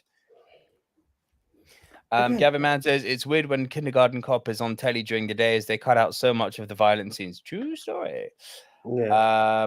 Oh yeah, while we're at it, guys, thank you, Francis Lalonde, for reminding me of this. Could everyone in the chat please start dropping in your Rushmores? So your 4 quintessential examples of actors breaking typecast. Please drop all that in the comment section below. And while we're doing that, AJ, then so is it straight to my number 1 then? Because you don't have a worst, right? Yeah, eventually, yeah, go for it. This doesn't need to make the Rushmore. This is a pure chest pounding vanity thing. And okay, so I'd like to preface this by saying I appreciate that the people in the live chat now and the pod squad, the people who listen to us on podcast, and the VOD squad, the video on demand guys on you. Now what? Honestly, I feel like we need to get silver screen t-shirts. Silver screen t-shirts. So pod squad, VOD squad, live squad. Literally, you'll be like, I'm with the, and there's just 3 different t-shirts you can get, and feel free. But this is what I was telling you earlier. We have to do this shit before someone takes the idea of pod squad, VOD squad, and live squad. But yeah, people in the live squad, the pod squad, all of you guys. Oh no, Jackie, don't say that. Nico, you're ruining my child. Don't, Jackie, I'm sorry. You hurt me with Jonah Hill. I guess we're even. But no, your childhood, to be fair, is more important than my love for Jonah Hill. I'm genuinely sorry. But no, Jackie, he's just wrong. It happens. It does happen. Don't. We all get it wrong sometimes. Yeah. We all get it wrong sometimes. Where was I going? So I appreciate that the people who watch this podcast know their shit. Like the amount of times I go on Twitter and have discussions with you and I get schooled, it's just like fair. I know that my number 1 pick and the reasons for my number 1 pick will not resonate with the live audience or indeed some of the pod squad and VOD squad. This one goes out to the wider movie audience. Most of the people in the live chat will have seen a lot of the independent movies he's done, will have seen how fucking good this guy is. But bro, even in our comic book chat, I had it for so many years, and now is the guy saying, just you watch, and I get now to do it one more time, because Twilight Boy is dead. Pattinson is Batman. And do you know why? Because to most people, he's still fucking Twilight Boy until they've seen the Batman. No, there's a few people who are still like, but then they're fucking idiots, and no, I'm sorry. I am fucking sorry. This isn't an opinion anymore, okay? This is just fact. If you're going to go into the Batman and tell me he sucks, you're a fucking brainless idiot. All to me that says is that you can say, I didn't like him as much as Bale, or I didn't like him as much as Keaton, or Affleck is still my guy. God rest in peace if that's what you believe, but up to you, right? We all have our difference of who the best Batman is. I'm not saying you must come out of the Batman and say, Pattinson is the greatest ever. I personally think he's the best Batman we've had, but that's a different story, right? This isn't about where you rank him. If you are legitimately going to come out of that movie and objectively tell me, nah, Twilight Boy, you're a fucking idiot. There is no way I wouldn't go that far because I think it's just offensive to anyone who doesn't like it, and it's not. You cannot like it. I'm talking about the objectivity of critical analysis in a movie. If you understand film, you understand the artistry of acting. And I'm not saying you must be an actor. I'm just saying you need to understand what these guys go through and how they embrace these roles. You cannot tell me that was a bad performance. Ergo, Twilight Boy's dead. And the fact that if you still think he's Twilight Boy, that just reinforces my point more, that you haven't seen The Rover, that you haven't seen Good Time, that you haven't seen The Lighthouse. Twilight Boy is dead. Pattinson's my number 1 for pure fucking I told you so reasons. Not to anyone in the chat, of course, because I know you guys knew. That's a weird thing. I get it. I get it. How? You literally just said it yourself. There are still people who think he's Twilight Boy. Yeah, but... And he just fucking proved the world wrong. He is not Twilight Boy. He is not Cedric Diggory.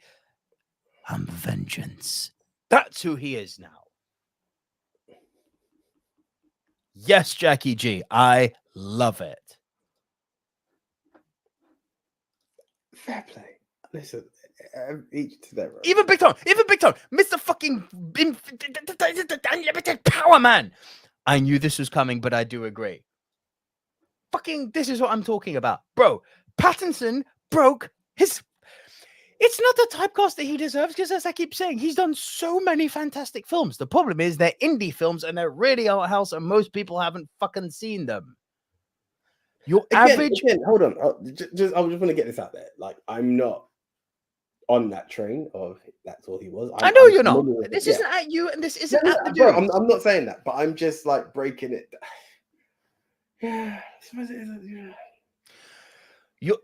Riddle me this. Let's go back to Irish movies last week. I made a comment now in relation to this, but we were talking about Daniel Day-Lewis, and you agreed with me then.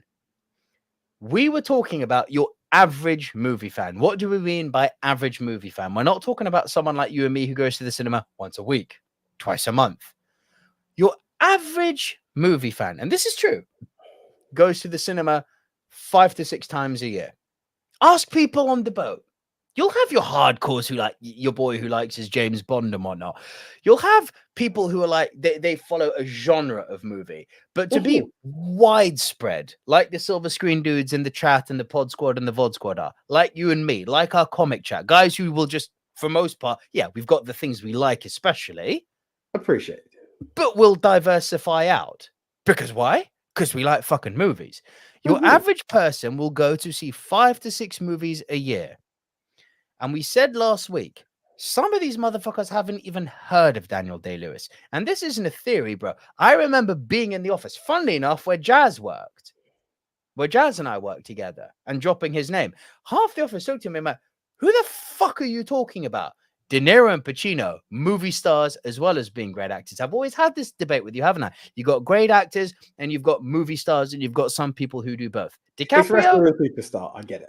I know exactly. Yeah, DiCaprio does both. Damon does both. Great actors, big movie stars as well. I said this last week and you agreed. Daniel Day-Lewis is not a movie star. He is an actor. There's a massive difference. Pattinson is very much cut from that same cloth. At least that's how he's been trying to reinvent himself. Look, there's no fucking denying it. He started as kid heartthrob movie star. He is Cedric Diggory. He is Twilight Boy, right? And he had a fucking franchise of him being Twilight Boy. He's reinvented himself, but because it's all indie art house for shit that your average movie fan does not see, that mantle of Twilight Boy hasn't left him. That's why it's been a joke. Even in our comic chat, bro, I remember when he was announced. I remember, as Big Tone calls me, the White Knight.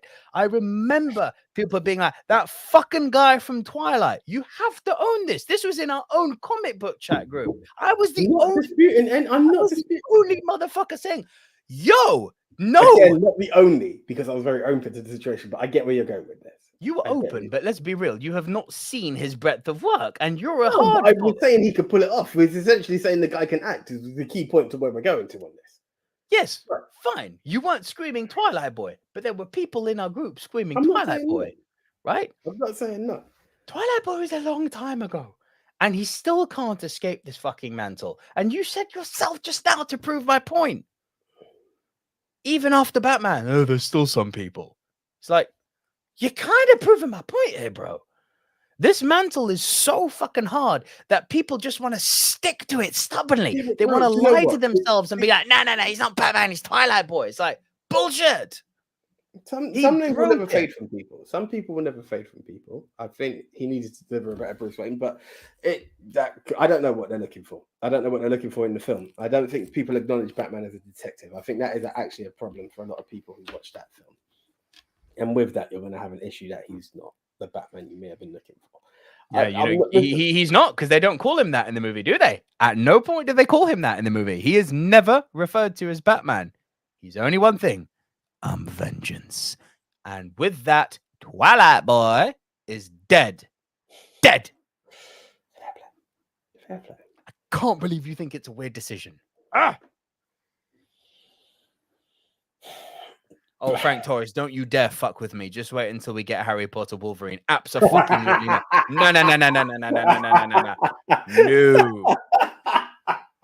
No. No, real talk. If that fucking happens, I won't watch X-Men.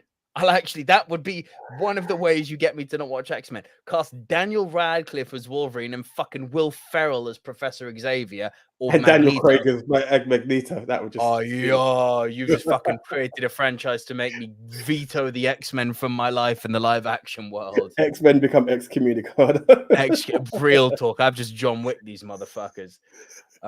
Francis Delon says, haven't seen the Batman, but also haven't seen Twilight, etc. So we'll check out at leisure and hopefully be objective. Nice one, Francis. Jackie G shared her Rushmore, so I'm just going to star that. Gavin Mann says, only seen Pattinson in one of the Harry Potter films. Other than that, the Batman is one of the first films I've seen him in. I thought he was good, but in the role, but the film wasn't as good as the hype. That I will listen to all day long. We've all said on our comic book group, nobody has come out and said it's the best Batman movie ever. What have we all said that's unanimous? It's not as good as The Dark Knight, but that's fine. But we've all said he's definitely in the discussion for being one of the best Batman. He has to be. Best Batman, yes. Don't know, in the discussion. I personally need to see more duality from him. I'm not going to take that back. I don't believe I hear that. I saw of Bruce Wayne was enough to me to cement him as Batman for what I need. That comment does not bother me. Listen, there's something of me that says it's only year 2, but there's also something of me that says big bats.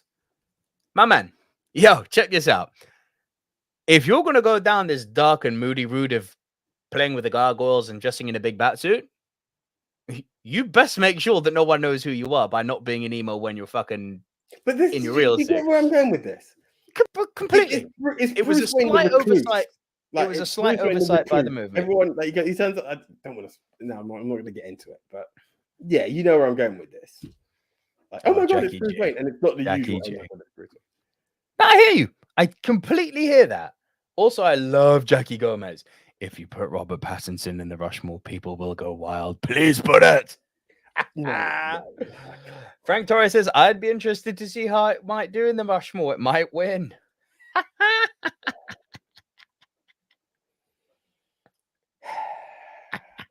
I will come.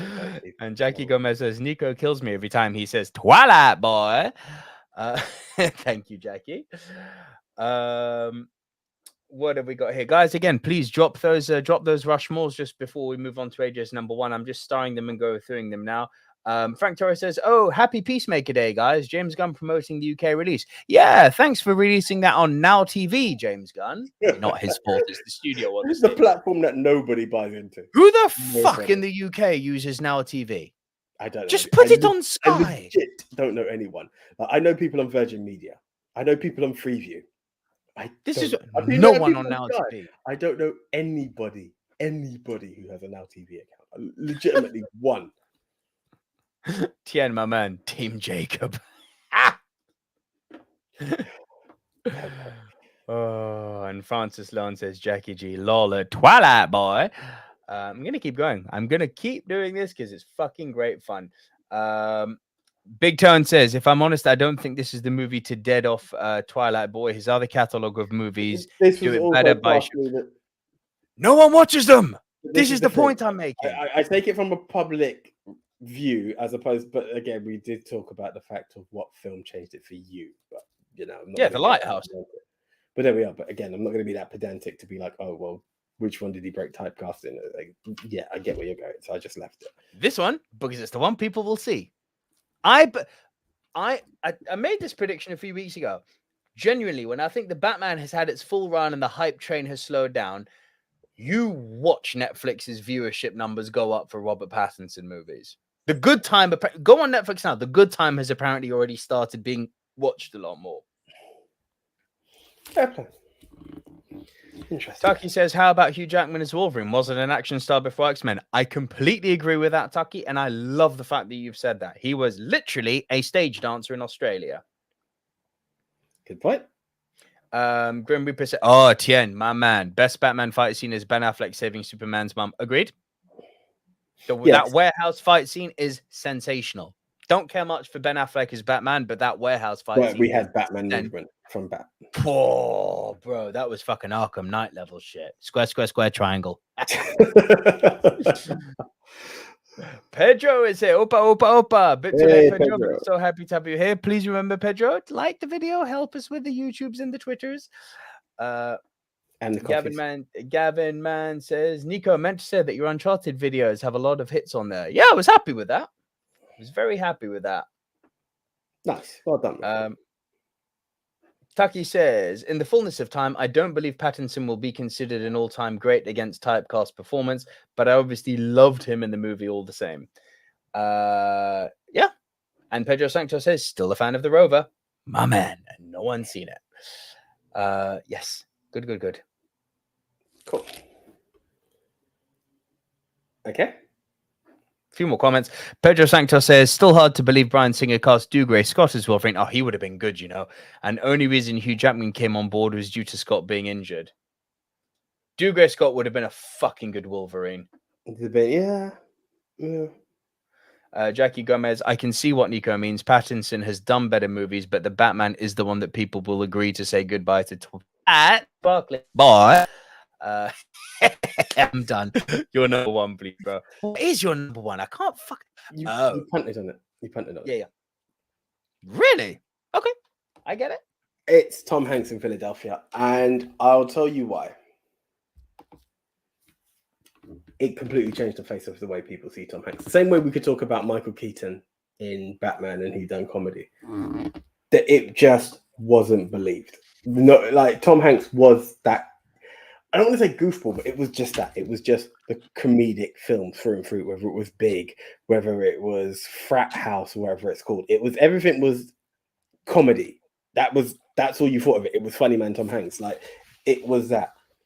He came in, he'd done Philadelphia, and the world has just embraced him from that. Like, how often can you think of a Tom Hanks comedy film post this? You know, they appreciated everything that he delivered so much that that's who he is now. He is the drama actor. You know, the awards keep on coming because of what he was appreciated. So from a man who started off in one genre and completely broke it, that he's redefined himself essentially. That's where I just thought, well, that's where it owns its place. I understand that breaking typecast could probably be like, I've done it and I've gone back to my genre. Which no, it doesn't have to be. It can just be. It could be the way of reading it. But when I look at it for who Tom Hanks has not become, because that sounds rude, but evolved into, if you would, that's how it would become. I wouldn't even play it that way, bro. I hear everything you're saying, and I agree with everything you're saying. I would actually vow. We'll have a proper discussion about this in a minute, but tell me if you agree with this statement. Can you think of the world we live in now with the demographic of our podcast, Pod Squad, VOD Squad, Live Squad? Can you think of... Listen, our demographic's a difficult one because the film fans that we seem to attract to the show seem to really fucking know their shit in their film history. So, okay, more widespread. Your average person nowadays, if you say to them Tom Hanks, what do you think they think? The drama. And I don't say no. I don't say no. It's weird. You're right that it broke typecast because let's be real. He did Turner and Hooch and he did The Bachelor Party, right? Yeah. So it completely broke typecast, but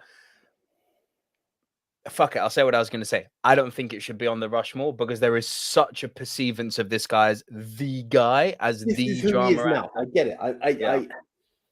I fully understand that, but it was when I think of someone who was assumed to be one thing and has just become something else, it lays at the top of him. Like I just feel like he was there for, as you said, Turner and Hooch, Big, Frat House.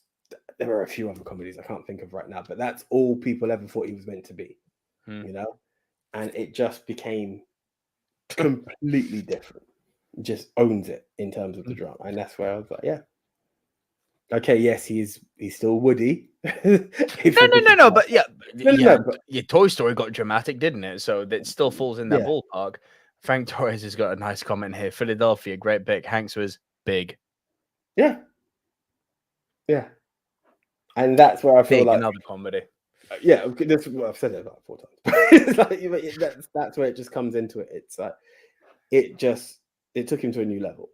The world learned to appreciate him for what he's capable of, and that's why I just felt like Yeah, he was just that guy. He wouldn't from being just that guy who's made a couple of films that we'd appreciate. Let's be honest. Had it been that, I don't think Tom Hanks's career would have gone as far as it has, being who he is now.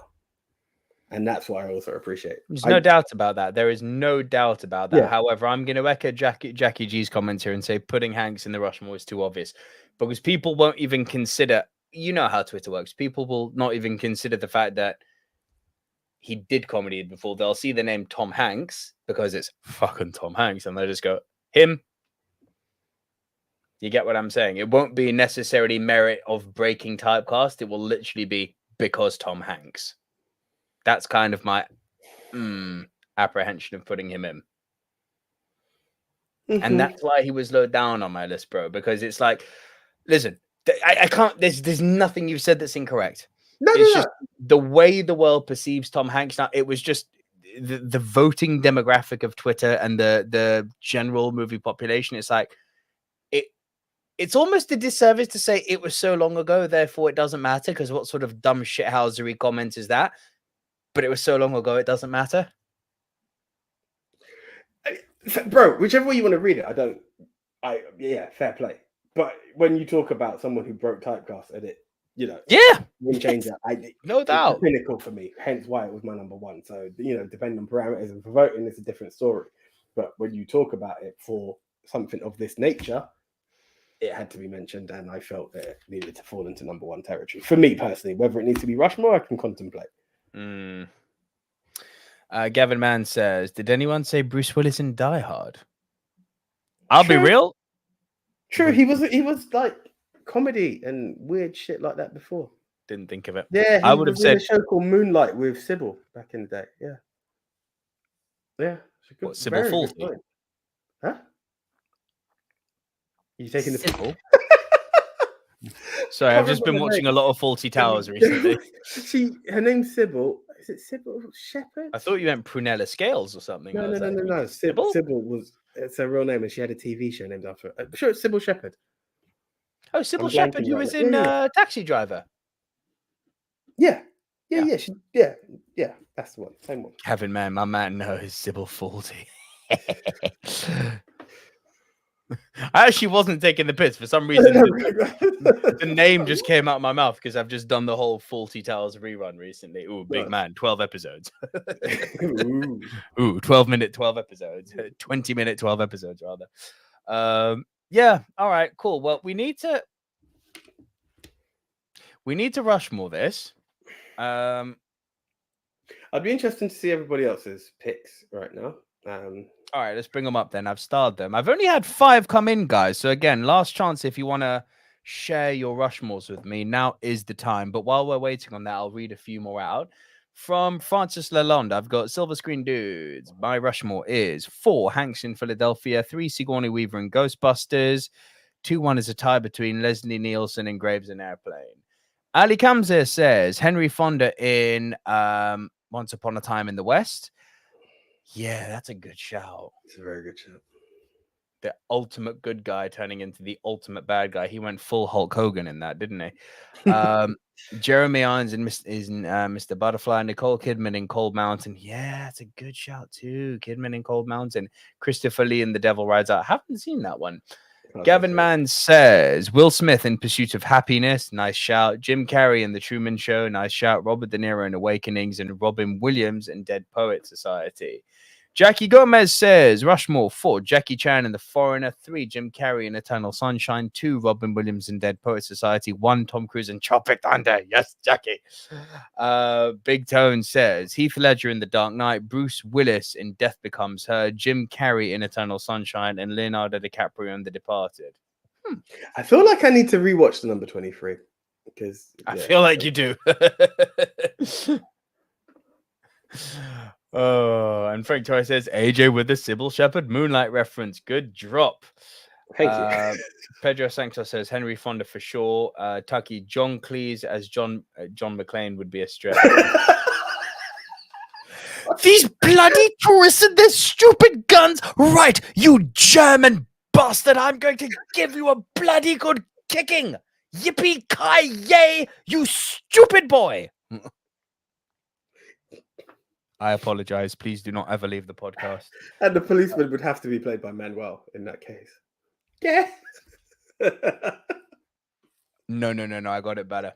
The limo driver is Manuel. Yeah. So good. Every time he calls, it's like, Manuel, right. Manuel, listen carefully, Manuel. He's not easy for me.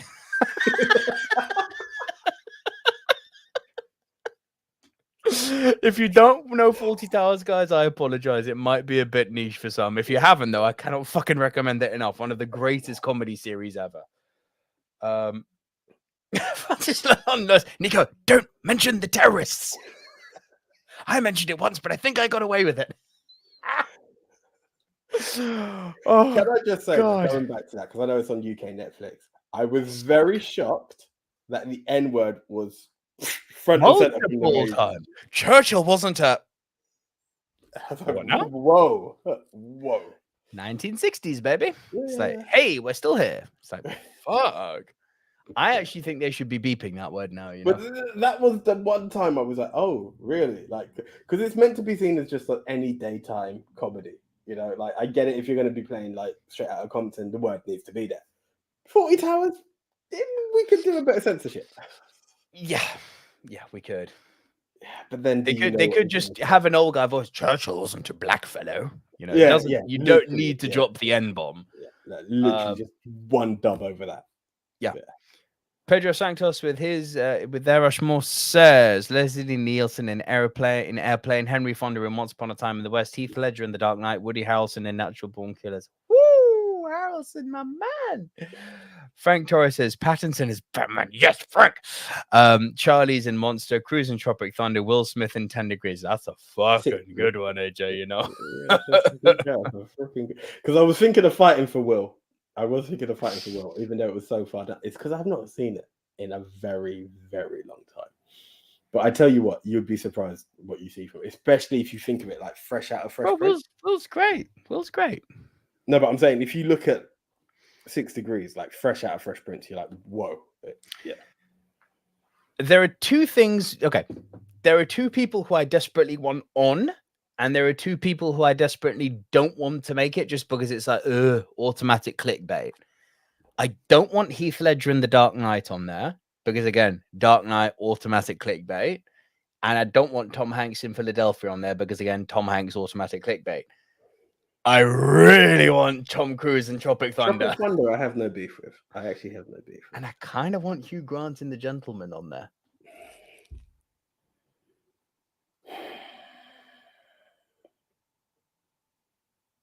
You're not so sold on that one, apparently. You know why? I actually don't know how well it will fare, if I'm honest with you. Should we find out?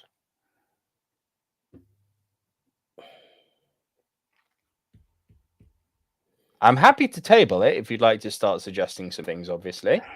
At the moment, we have one. Bro, this is the problem I'm looking at. Jim has to be in there. Now, I'm going to put it out to people because for some reason, even now I had to go back to look at pictures of Memento and I'm like, Insomnia, and I'm like, I have seen it. Guys, which one would you go for? Insomnia or well, no, there's got to be 1 hour photo because Insomnia is not on the list.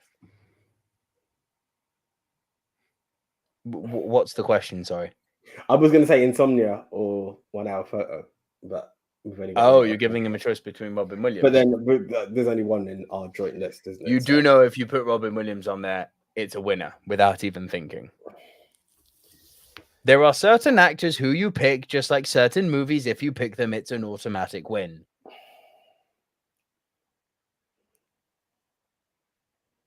lot of people saying 1 hour photo, 1 hour photo, 1 hour photo from Ali and Gavin. Yep. Put Robin Williams in. We can, but he's going to storm it. People won't even have seen 1 hour photo on there, but it's Robin Williams. Shit, I would. I mean, the only way to contend it would be to put Tom Hanks in it. Yeah. And Jackie Gomez has said in perfect timing with you, AJ. Robin Williams and Tom Hanks. Too obvious. I agree. That's why I'm batting for you. If you've got two contenders up there, okay, the other two may be obliterated, but what can we do? At least it makes it a bit tighter. Legitimately, bro, where are we going with this? Because I'm now Okay. Do you want to go deep here? Do you want to go deep and have the Clash of the Titans? What? Okay, hit me, because there are a few options we can work with. So Tom, Robin, and Heath. I mean, that's very interesting. It is very interesting. that is yeah.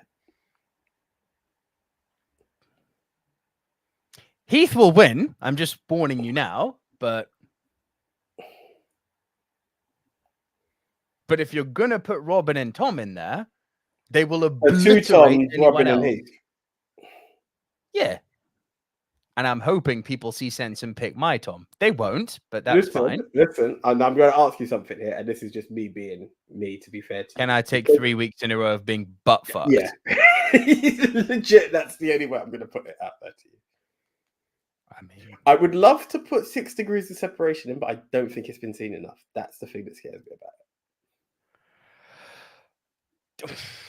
Fuck it. Let's have the Titans clash plus Les Grossman. Okay.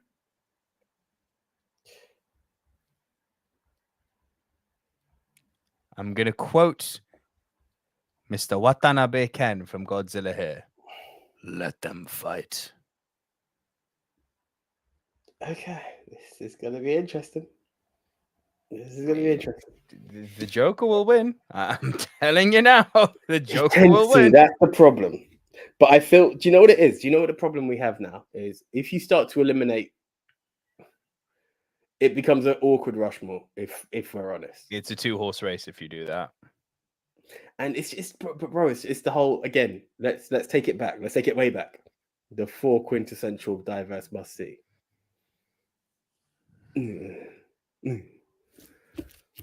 So are they diverse? We've got the Jewish sociopathic narcissist producer. We've got the comic book character with one of the greatest performances of all time. We've got the LGBTQ performance, and I suppose it is, isn't it? It's kind of a perfect Rushmore, isn't it? Hard to argue. It's kind of a perfect Rushmore. I know a lot of people were like Leslie Nielsen. We haven't seen Airplane, so I can't do. And I've not seen. More to the point, even if I had seen Airplane, I've not seen serious Leslie Nielsen, so I can't type cut. It can't be a break of type cut.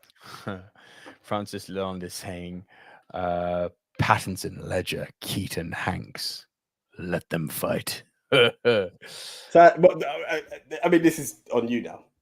Are you swapping your Tom for your Rob? But Pattinson, based on Francis's comment. Oh no, I told you it was a vanity pick. I think I fucking explained my reasons valiantly. Yeah, I get it. It was a vanity pick. Faz Aldrin's come in at the last minute with their Rushmore. Melissa McCarthy, Can You Ever Forgive Me? Adam Sandler and Uncut Gems. That's such a fucking Forgot that one. I did not. I rewatched it for this and I thought you're so good, but I don't know what I would take out to make room for you. Robin Williams. Oh, AJ should be up the ante. But it's Robin got to be based on the film that we listed. I get it, but it's based on the film. When was that the rule? It's always been the freaking rule. Yes, but we had but we okay. And he plays the villain in this film. Have we ever, now's a memory test, have we ever included an entry on the Rushmore which was an honorable mention? You know it's right. I don't know. No, I think we've always been like edutainment. Guys, Aquafina and Farewell's a good shout. Okay, like, for me, my edutainment is, guys, if you can, please try and find 6 degrees of separation. But it's not that. Yeah, like we have our mentions. If it didn't make the list, it didn't make our top 10. Therefore, how can it make? Like, break down the rules that you say. We both go to the thing and then we fight over our top 4. How can we do that if we not? I can had it in the list.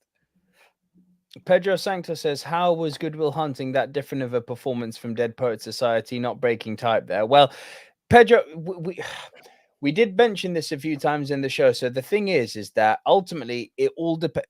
Typecasting, it you break typecasting both, factually, historically, like this film obviously came out before that one, but it can also be a personal thing. Like, for instance, I haven't seen 1 Hour Photo still to this day. I've seen Dead Poet Society, but before I saw Dead Poet Society, I saw Good Will Hunting. So for me personally, the moment Robin Williams stopped becoming that, childhood charming comedic guy was for Good Will Hunting, even though it came out after the other movies. So there is an element of what did you see first? Because your point is valid. When one actor has done the same type of performance, again and again, obviously then it's not typecast breaking anymore. But, if you see one of the movies before the others, that's the movie that broke it for you, right? So there's that. Yeah. Gavin Mann says Hugh Grant, Michael Keaton, Jim Carrey, and Will Smith. Oh, it's an awesome list, but it's the second tier. I would riddle me this. Instead of letting the Titans fight, which will result in the Joker winning, I think Gavin Mann's onto something here. Take out Michael Keaton and put Tom Cruise in that, and you've got a fucking hell of a Rushmore there. I'm right. I'm right. Do you know what? It's for the first and it doesn't have an obvious winner. That does not have an obvious winner. Time ever, I'm very intrigued to have had two. Like I've never ever had two Rushmores.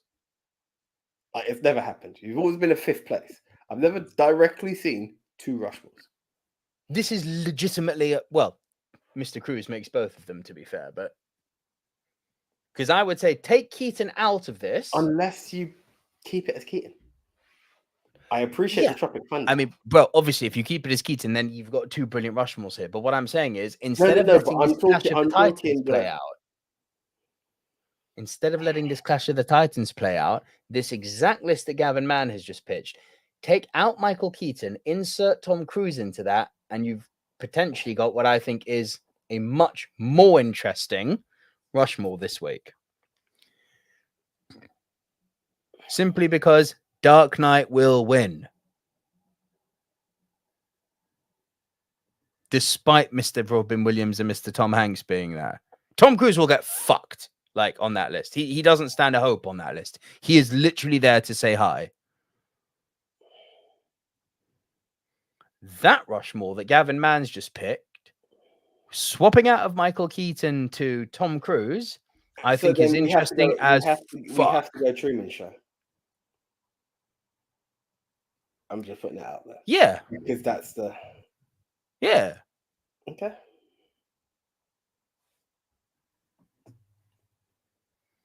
There will, of course, be people saying, you should have picked...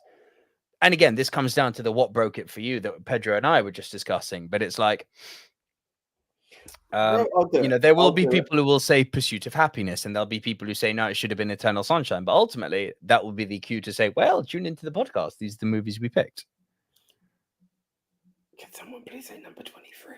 Anyway. It's not happening. No, all right. I will go with this.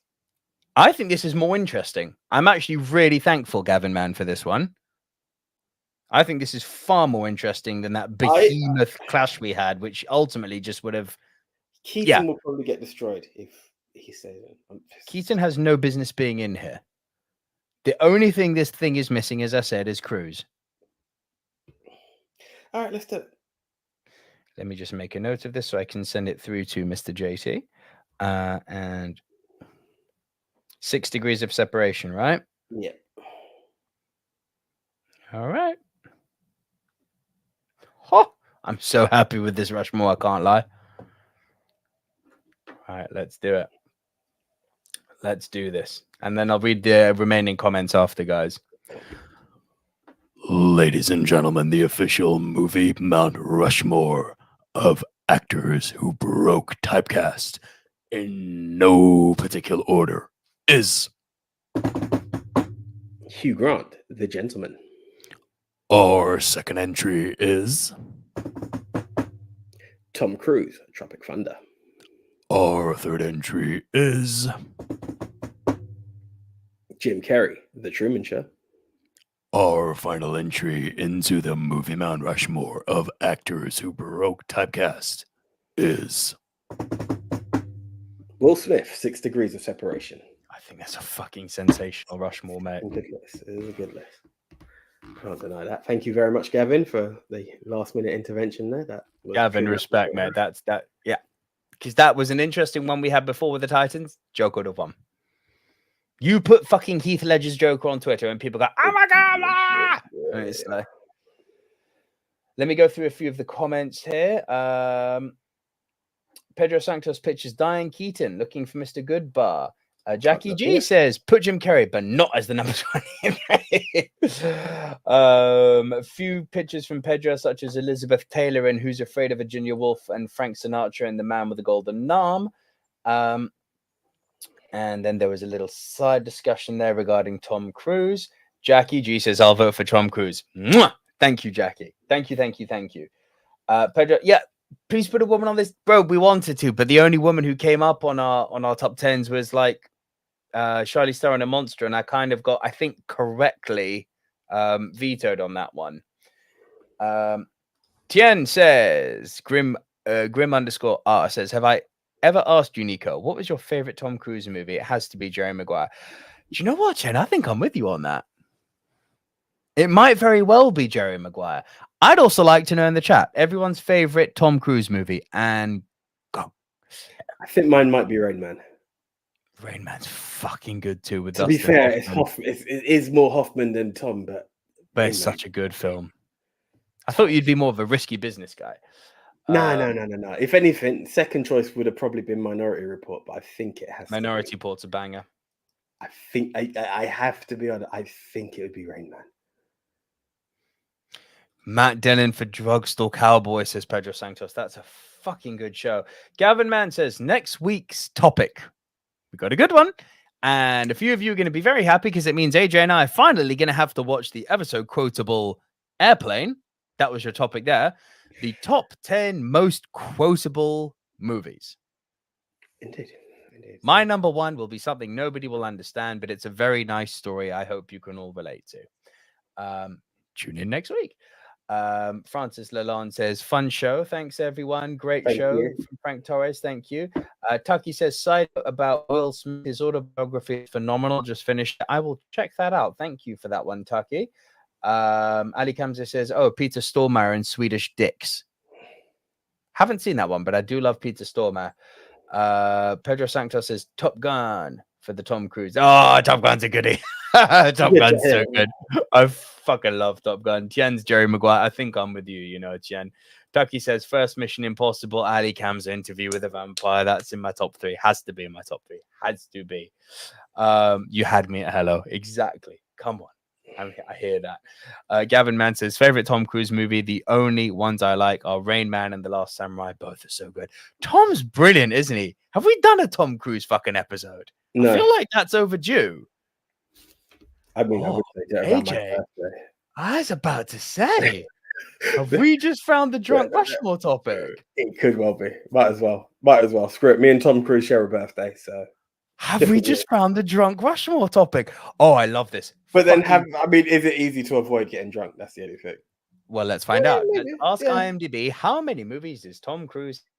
And let's find out. I think you're going to be surprised. There's actually a lot of Tom Cruise I haven't seen, if I'm honest. This is my point. So, filmography.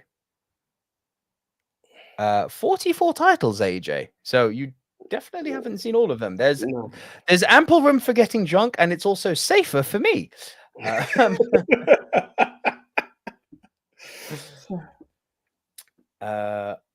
Frank Torres said the throwback to Jerry Maguire. Chick flick is in my top 5. You're damn right. It's fantastic. Then Ali Kamza says the most quotable movie, The Godfather. You've got male reference. Grim Reaper says Terminator 100%.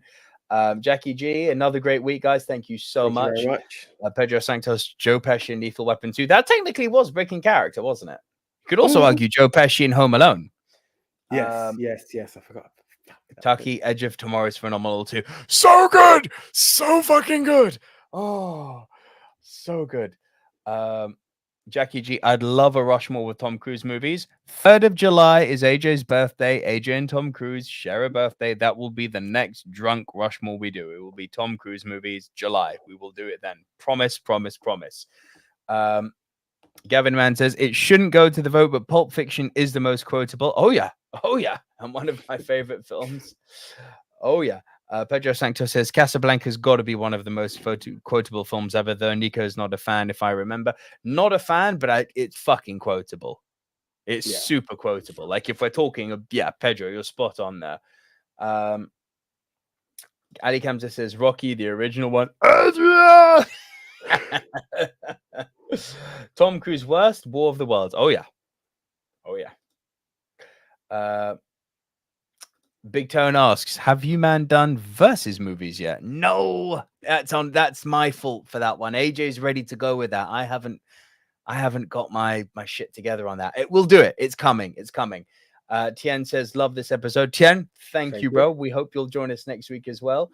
Francis Son says, good fellas, next time you dig the fucking hole. Alternatively, the opening line. Ever since I can remember, I always wanted to be a gangster. It's such a great opening line. Philip Seymour Hoffman in Along Came Body. Casablanca has excellent, sharp dialogue. Yep. And Ali Kamza says, Freddy versus Jason. I think the best versus movie. I mean, I'm not going to give it away. No, I'm not going to say more. Ha! I say no more. But yeah, guys, that is it for another week. If you could all do us a favor, please do like the video. And guys, we say this every week, but bring some more people along with you. Like, just go out there, whoever your gym buddy is, your drinking buddy is, I don't know, maybe your lover. I don't know how you get down, but tell someone, bring someone along, or tell them at least to tune into the podcast, or at least to watch the video back after we finished. We would love to grow the film family with your guys' help. But yeah, if you are part of the VOD squad, you know, the video on demand squad that doesn't watch us live and sees us live after and sees the video after on YouTube, please do like the video. And as I said, share the video with anyone who you think is interested. And if you are part of the pod squad, same thing. Please do share the video. Please do share the video. Please do share the podcast and mention to someone who you know likes podcasts that, hey, we've got these two British dudes here. They're kind of so-so about their knowledge, but they're a good laugh. Yeah, it would just be great to help for us to grow, guys. We love having you along for the ride. If you do like the content, you know what I'm going to say now.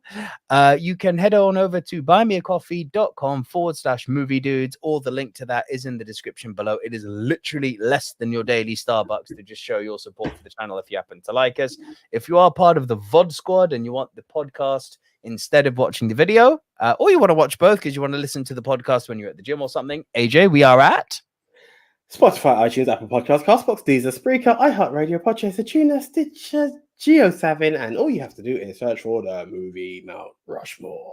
And the links to all of those are equally in the description below on the video. So I think that about wraps it up. AJ, do you want to take it away from here? Yeah, so guys, no, honestly, thank you very much. As Nico said, please just tell a friend to tell a friend. Yeah, we could troll then and say about the likes, but it's more about just growing the community in the best way we can, organically, as best as it is in this world where all of these companies try to charge you to get yourself out there and recognized. But we truly do appreciate each and every one of you that tunes in, whether pod, VOD, or audio. No, visual. Yeah, live. But yeah, live squad. But no, honestly, truly appreciate it. And yeah, nothing but thanks and praise to all of you. And we will catch you next week. So yeah, until then, I am the one AJ Anthony Jordan. I am Nico Lurot. Please do remember, guys, send JT some love and, you know, just say it's great to have him back. You can follow him over at We Love Movies. That will be where our poll is hosted. So just, look out for that. The poll should be up about 7 p.m. UK time tomorrow. But yeah, that's it from us, guys. We will see you next week. Have a fantastic week and peace. All right. See ya. See ya.